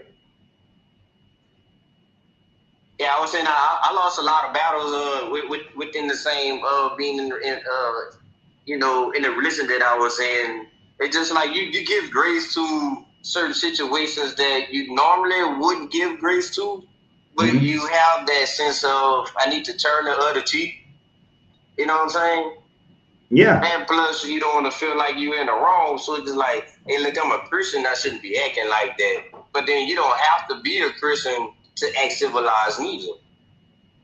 No, you don't. And as a matter of fact, I was more civil to this old man who disrespected my wife. And one, so so we owned a cigar lounge at the time frame, and Okay. you know, Atlanta, although it's a big community, it's real small. Word gets out. I can't have word going out that I'm in my cigar lounge beating the shit out of an old man, right? Even though once the cigar people found out why I whooped this old man's ass because he disrespected my wife. Oh, they were cool with it. But they would have been cool with it. Most of them would have been cool with it. But some people would have looked at it like, oh yeah, you just whip an old man ass, and they still would have been, you know. So instead of whooping his ass, you know, I stood up and I read him all his rights, you know, and I just told him, and I let him know very forcefully and very aggressively that if you ever in your life think you're gonna say some shit like, it wasn't like a horrible disrespect, but you know, you can just be that much disrespectful to my wife and you're gonna catch like that much energy from me. He was mad because he didn't win any money from the Super Bowl pool, and I explained it to a man like 5 or 6 times. And when me and my wife was talking, everybody knows you don't just come and interrupt me and my wife when we're talking, right? If me and my brother talking and you come and interrupt, I'll let you slide. But when me and my wife is talking, don't come interrupting without saying like, excuse me or something. This motherfucker just came up and just started talking. And I was like, bruh, I'm talking to my wife and you don't just interrupt like that. And he was like, man, I'm here to talk about money. It's about business. You can get another one of these. And he like pointed down towards my wife.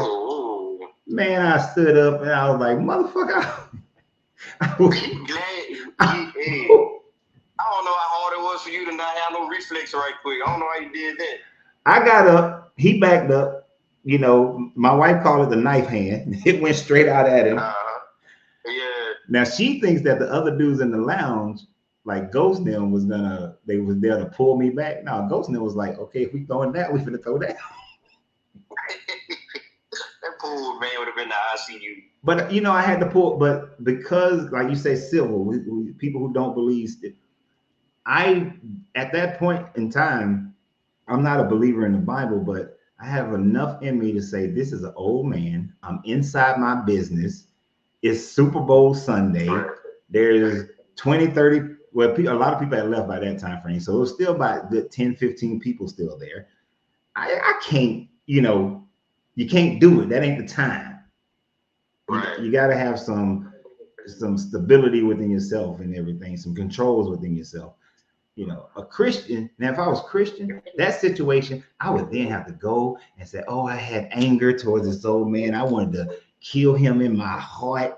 And so I committed a sin. And no, the hell I didn't. I ain't commit no sin. And then they ask God to take away something that's going on within. Like if you ever listen to like the prayers that they ask, like they got a prayer, they were like, well, Lord, sit me down so that way I won't be operating out of self, and I want you to come inside of me. That way I can operate out of you and take all what's not, what's not good, in me. Take all that bad out of me. That way I can just have this you in me. And I'm just like, that's you. Hey, if you bad, you just fucking bad. Yeah, and that's all it is.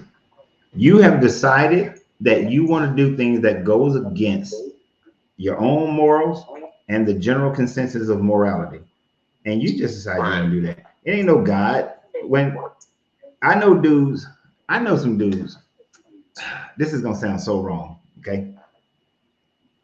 I know some dudes who got really good wives, right? And they take care of the main things that a dude need: peace, fun, sex, right? And they don't mess up the money, right? They ain't got no reason to cheat on their wife. And these fuckers go out there and cheat on their wife, and then they are always asking for forgiveness. You just wanted to go cheat on your wife. Now the wrong part is when I see the dude and their wife ain't giving them the peace, the joy, and the clean house and the sex, and then I'd be like, man, shit, you need to leave her ass or just gonna do what you're gonna do. I mean, I got two of my homies like that. I mean, well, one of them, the guy that he married. I mean, he had the best wife. Everything you just explained. You know, he still got a side piece, and on top of that, he a pastor. Oh, damn! He a pastor with a side piece and got a good wife. See, that makes no sense whatsoever. Yeah, pastor with a whole side piece. Yep. And I bet you he not the church don't know that, but I know that that's my best friend. And you know what happens? They are fine doing what they're doing. Then when they get caught, all of a sudden they want prayer. They want forgiveness because they have seen. You've been doing this knowing that you should not have been the whole damn time. And it's only when you get caught that all of a sudden you recognize that you were doing a sin, and God had to put me in a season of being caught. And me and my wife, we pray about this, and we're gonna keep praying. You know, it's that bullshit. I've seen that too, where these pastors get caught stealing money or cheating on their wives, and then all of a sudden they want forgiveness. But you've been doing this for the last 10 years. You know, almost every pastor that I've been affiliated with, they all have been entertained by outside nookie, you know what I'm saying? Mm-hmm. And then they go to church and you see how they operate, and it just like so prophetic, the word they use, and you know the spirit is moving, and then they go right back and finish doing what they was doing. I'm just like, is this a job or something? Well, see, and y'all at work. And that's why I say, like in an earlier conversation, you know, a lot of that kind of infidelity thing would be handled if there was polygamy. If they didn't make polygamy into a sin, because they make it into a sin because of Roman culture. But if polygamy wasn't a sin, a lot of these men who are stepping outside of their relationships, creating havoc, breaking families, if we lived in a polygamous society where that was normalized instead of it being considered a sin, then you would actually have stronger families. We would have less chaos too, man. Yeah. You would have a better household, especially if you have multiple women. I would say, I mean, you don't have to go out and look for somebody if you got 5 to 10 wives in the same building. And I'll never go without. I can tell you that. And I'm fair with it. If there's 3 dudes who want to be married to the same woman, y'all go do that. If that's what y'all agree to, go do it. I don't give a damn. I'm good with that too. If whatever makes it work for y'all, that's fine. And then at the same time, it's none of my concern because it's not me. Yeah, it sure hell ain't bothering me. So yeah, and some of them people be the best people who you would think that people would label as bad people, all these sinners, until you go start talking to them, or you start affiliating yourself with them. You're like, man. Like I had a bad point of view based off of just what I've been taught, and you're not even that type of person, which is judgment. You know what I'm saying? Yeah, and that's how most of the time it is. Like we got Christians have these ideas that Muslims are all trying to kill, and most Muslims don't give 2 shits about what Christians are doing. Hell no, there's not a bomb in sight underneath that little kill. Yeah, they see through kill. They could care less about what somebody else is doing. Them people just living their lives and doing their own thing and ain't worried about anybody else but themselves. So, not at all. The only thing that they find infuriating is when they try to come and force their religion on them, and then the average person be irritated by that. But beyond that, the average person don't give 2 shits about what somebody's doing. The average person in China don't give 2 shits about what somebody else is doing. Christian Americans especially seem to care all about what other people are doing and want to control what other people are doing. And they want everybody else to participate, which we don't have to. Then they get mad at you and curse you out if you don't accept the God that they asking you to join in with. Right. And you're going to hell anyway. Fuck you. That's why I like to tell them that they are sinning against the other person's gods, and they are going to go to the other person's hell. If they could be wrong, their other God might be right. They could be. And I tell my homie that all the time. I say, man, you be on here fussing with the Hebrew Israelites. I say, it's no way y'all can both determine on where y'all both going to end up. If y'all both, you can't find out which one is which. You know what I'm saying? Because he is non-denominational, right? Mm-hmm. And then he be having conversations with like Hebrew Israelites, trying to tell them that they wrong for being Hebrew Israelites, when in actuality the Exodus never happened anyway. So nobody gets an upper hand on nobody. No, they don't. They don't want to hear that. But look, man, I'm gonna let one more person come up, and then I'm gonna get off here because I'm hungry. Man, it's about to be my break time too. I got a honey bun. Oh hell no, that shit's so high caloric. Hell no. It is, man. It be all right though. I just kind of eat whatever at work, man. It is what it is. I'm in Louisiana. Is this Louisiana Day? Oh no, I just felt like saying that. Where about in Louisiana are you? That's in the air. Where are you in Louisiana? I'm an hour away from Lafayette. I'm in a small town called Eunice. Okay. You know where Lake Charles at? Yeah, I know. I've seen the signs for Eunice. So I know Lake Charles. That's where I'm at. That's exactly where I'm at. In between going either direction. I guess today must be Louisiana Day. Creole, man. And I heard somebody else talk about what that lady say, Zydeco. I said, oh yeah, she's from somewhere around here. Yeah, she's in between Baton Rouge and New Orleans. Oh yeah, Zydeco. I know my wife like that music. She ain't from there, for real? She like that music. I can't stand it. I ain't gonna lie, I'm from here. I can't stand it either. Man, when I tell you one song lasts for 25 minutes, I'm like, is that the same song? They all sound the same. Been singing for 20 minutes. They ain't stopped yet. And they all sound the damn same to me. Just a whole bunch of noise. But she like,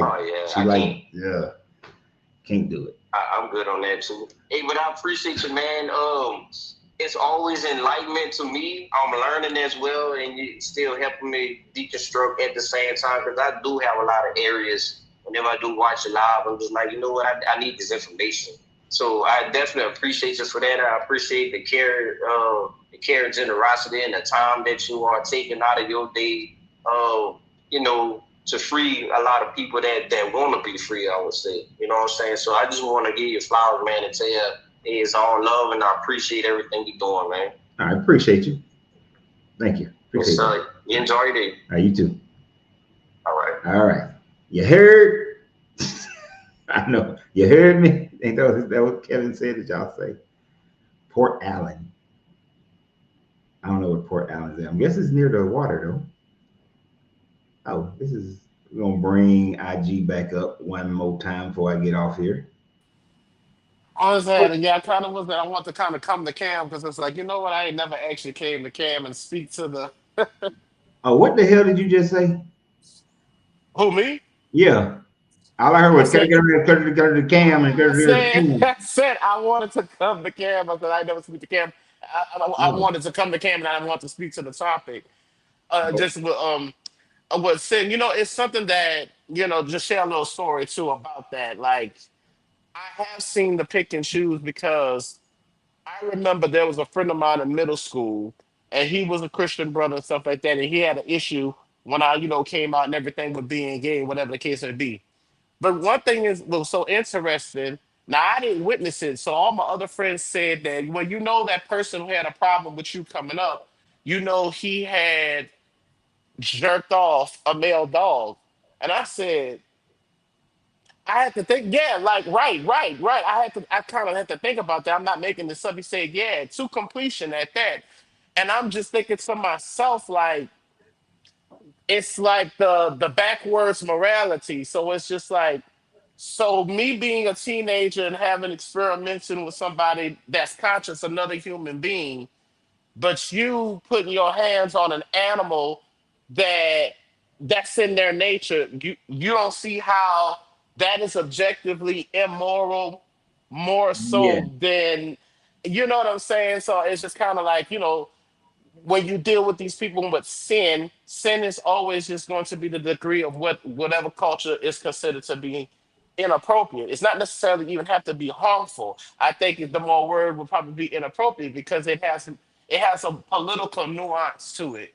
You can't really talk about sin without talking about the actual sociological aspect of it. Yeah, exactly. And that's why I say that all these sins are based on what people have done in different cultures and how they view it as a group, not so much as some God doing it. Now, I do agree that taking someone's, I know I said someone's agency earlier. Yeah. Let me just add in an animal by the abuse of an animal, the misuse of an animal. Of course, I would view that as immoral, and it is immoral that someone should. That's just crazy. Yeah, That like somebody I'm would do that making. to a dog, but yeah, that's immoral And as still fuck. to this day, this person doesn't talk to me, despite me having a partner I've been with for 15 years. You see what I'm saying? Um, it's just like, yeah. So for me, nothing surprises me when you deal with the that objective morality is kind of what it's like. I think the foundation of sin. But Right. then it's kind of like what does happen. I don't think it really happens so much with scientists, but I think that's like a flaw of human nature. Whenever we are innovative with something or innovative or created something new, we have the tendencies as a human species to deify the unexplainable or to Mhm. deify something that is innovative. And I think that's where we fall into the trap psychologically dealing with what we are calling this thing sin. There's no way I can separate sin and sociology. I can't, because you can't have one without the other. Yeah. It becomes determination, just like, okay, it was illegal even in this country for us to date interracially X, Y, and Z. You see what I'm saying? It might not have been a sin. Well, biblically, there is kind of a thing with tribalism where Yeah. you're not supposed to mix. Well, So, yeah, yeah, that's why I said that earlier. That what they did was they take it. They don't hmm like it as far as the culture is concerned. So right. I don't want a black man dating a white woman. So let me find something in this Bible that I can then say that for a black man to be with a white woman is now a sin. So hmm they look at where this God is telling them, oh, don't mix with the different races, don't mix the different linens. And they'll use that to say that this type of relationship is a sin. But now that we've moved out of that, where legally a black man can marry a white woman, Right. vice versa, churches don't preach that that's a sin. That's not part of Christianity anymore. So Right. that's why the sin is man-made, because Made. Yeah. man develops it. Oh, like you said, first we're sitting here, it starts, thunderstorm come. We don't know why it happened. We're gonna say that there's a storm deity. And then the storm, at first it was a nurturing storm that allowed the crops to grow, but then it's this terrible storm. So we must have done something to upset this God. hmm What did he do? It was oh, I'm sorry, a perfect example of it just hmm in my head. So I'm a Trekkie for those who don't know. So there's an episode of Star Trek Voyager when Voyager gets trapped in this planet's gravitational well, and the planet rotates super fast, so time is going by real fast on this planet. Right. But when Voyager gets stuck, it just so happened to get stuck, and it creates an earthquake, a worldwide earthquake, and this one piece of fruit falls from this tree. So those people start saying that this new star that just appeared is a new God, and that this God is upset because we've been eating the fire fruit. And so hmm they go for thousands of years believing that it's a sin to eat the fire fruit because of an event with an hmm earthquake happening with this, and they believed it was a God. That's the same way all these bullshit sins have come about, is because Right. they attached it to some God because maybe some event that occurred. Right. Right. And Everything it else is just us. We decide right. what's moral and what's not. And then it is the method of ignorance, because you notice that most people write in their cultures and their oral traditions. If you have not traveled across continental waters, you think the part of the continent that you're on is the world. Even we witnessed that in the American South, right? Remember when the Confederacy lost, when you hit to read their writings, It is written as if the world, you would think the planet was ending. If the way the Confederacy is going to tell and write in, it's that you would think that the planet was ending.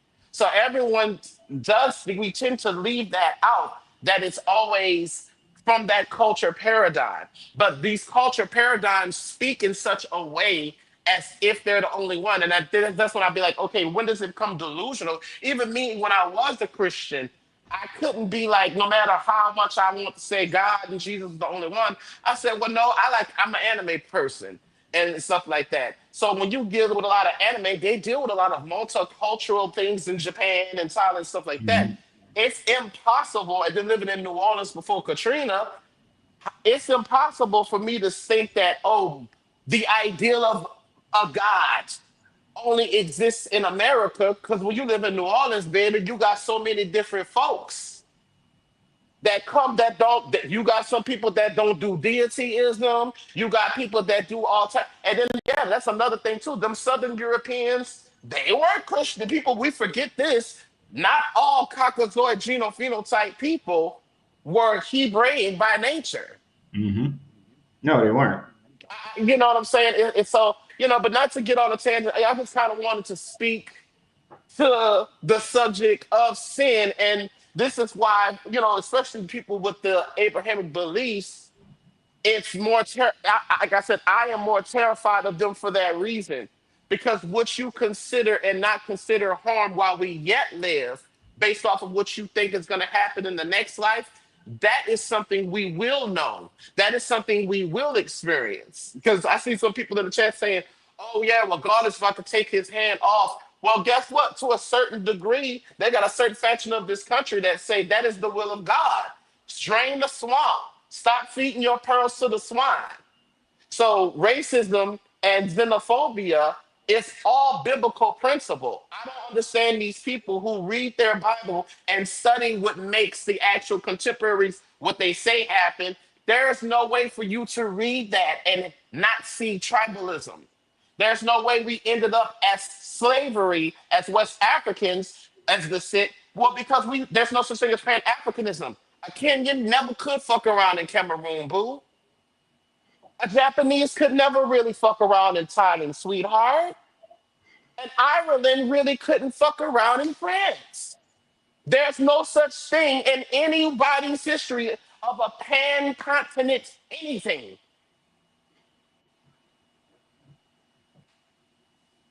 Continents, maybe country. Let's say country. No, it's always been, no matter which, it's always been separated. So racism, murder, and rape is of God, of the Bible now. That is a biblical principle. Right. And I do agree that it is a biblical principle. I mean, you do have people dealing with each other from different continents and countries. And usually, but the one of the differences at most times back in the day, people before Christianity, let me put it that way, before Christianity, and people accepted other people's religion, they accepted other people's cultures, and they believed that you were abiding by the rules of your God. And they would let them abide by the rules of their God. So even if you live in another person's country, generally they would allow you to still worship your gods the way you wanted to worship your gods. Even the Romans were still doing this at first. They just required you to give worship to Caesar.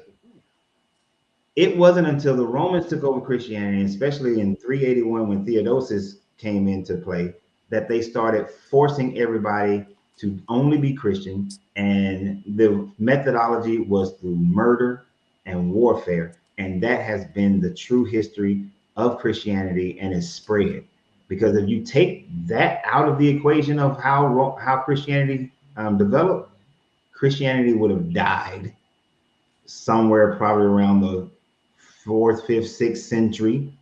If Rome had chose Mithraism, it would have definitely died in the 4th century. It would have been gone. But since Rome chose Christianity, and if you're saying that God's plan was for Rome to develop Christianity and spread it so that it is still here, then you're saying God's plan is rape, God's plan is murder, God's plan is to kill, God's plan is to destroy, to colonize, to enslave. All these things is your God's plan. And the only reason these people today are saying, oh yeah, is because your ass is not living in that slavery. Right? Pulled out the damn bomb on my I'm just saying, look, I'm just saying because at least the difference is, and at least for certain other cultures, I'm not I'm not no kind of theist, but at least with polytheism, there's an honesty of humanity and conquest there. Right. There isn't they're being at least a little bit more realistic with the human intervention of such deity practice. So that, you know what I'm saying? I that's all I want to kind of speak on it. Yeah, you're like, I don't give a damn. I didn't know if it was okay, But anyway. I was wondering why you kept looking up and smiling like you saying yeah or something like that. Yeah. Get that hit for me. Get the hit ready. Yeah. I wanted to speak. I want to come here and speak though today to the topic of sin. So yeah, harm is it. Sin is not a universal concept. What is, just like the Bible says that, the smallest seed in the land is a mustard seed. Or if you read that, okay, you think the Bible is you would think the smallest seed in the world is a damn mustard seed, and it's not. No, it's not. It's not. It's not. It's just something it wasn't even the smallest one for them. But you're right. Exactly. I'm getting off here because I'm hungry. You're gonna be hungry. I'm about to be. You about to be hungry.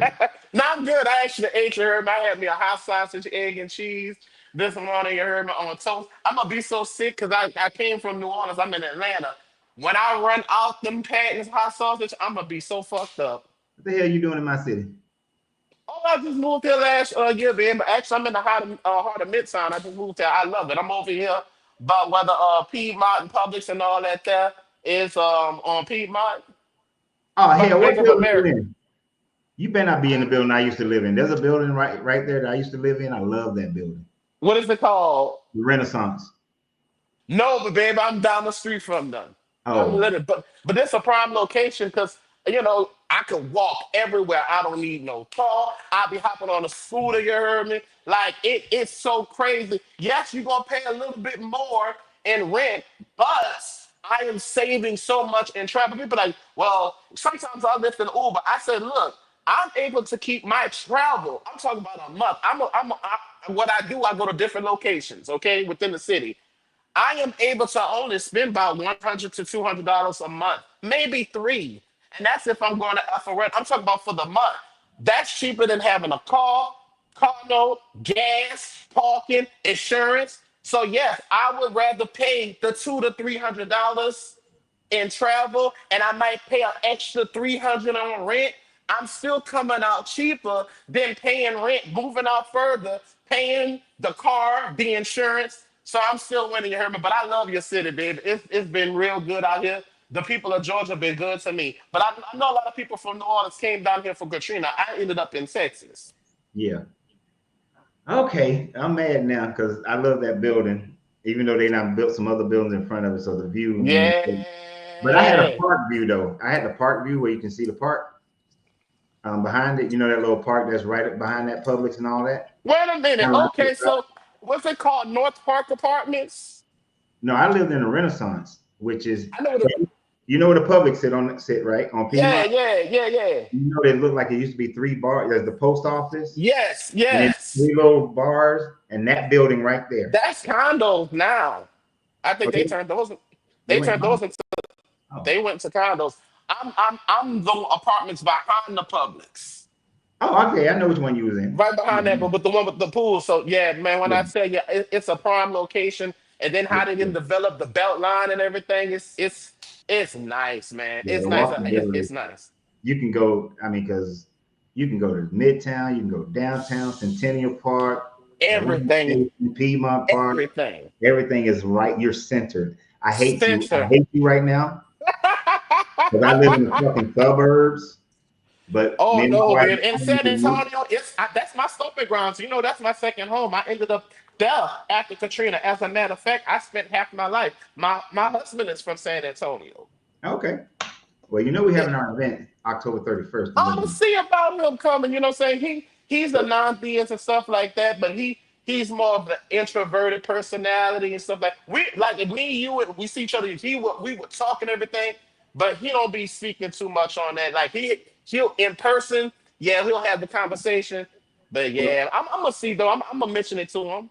So just click on the description in this video on the platform you're on in the description, and there's Yeah. the link for the hotel, and that's the only thing that you have to pay for is the hotel. Okay. And there's Well, free shit, he in the breakfast and free city. supper. Yeah, But it's he in downtown. the city. It's downtown. He said he don't stay too far from that, about close to the Carver Library. If you know of, you know. I have no idea. I don't Oh know. yeah, baby. I know San Antonio like I know New Orleans. Okay. Well, I'm getting off here. While you hitting Go your check out phone, Nika's. Go check out Nika's Cafe on Roosevelt. Nika's If you ever hit Nika's Cafe on Roosevelt, it's gonna give you some good Tex-Mex food, and then you go down Southeast Military. You heard me, and go to Don Pedro. Them Don Pedro go. You and your lady, you heard me. Go to Don Pedro. I don't know if y'all drank, but they got some good margaritas, and that Tex-Mex is fresh, and they got some authentic stuff in there too. Okay. But yeah, the Don Pedro on Southeast Military and Nika's off of Roosevelt. All right. You won't be disappointed. I'll let you later. I got it. All right. Appreciate y'all. Appreciate you. Ah, that joker hit the bone right on stage. I don't care. That's why people be like, oh, I don't want to say murder. Shit, I don't give a fuck. Oh my gosh. That was, I know we went off tangent on that. Y'all just don't understand. When I lived in the Renaissance, that was probably one of the best places I ever lived in as an adult. That was a great building to live in back then. When I lived there in 2012 through 2015. So it's a great building. It's a great place. And I love living downtown.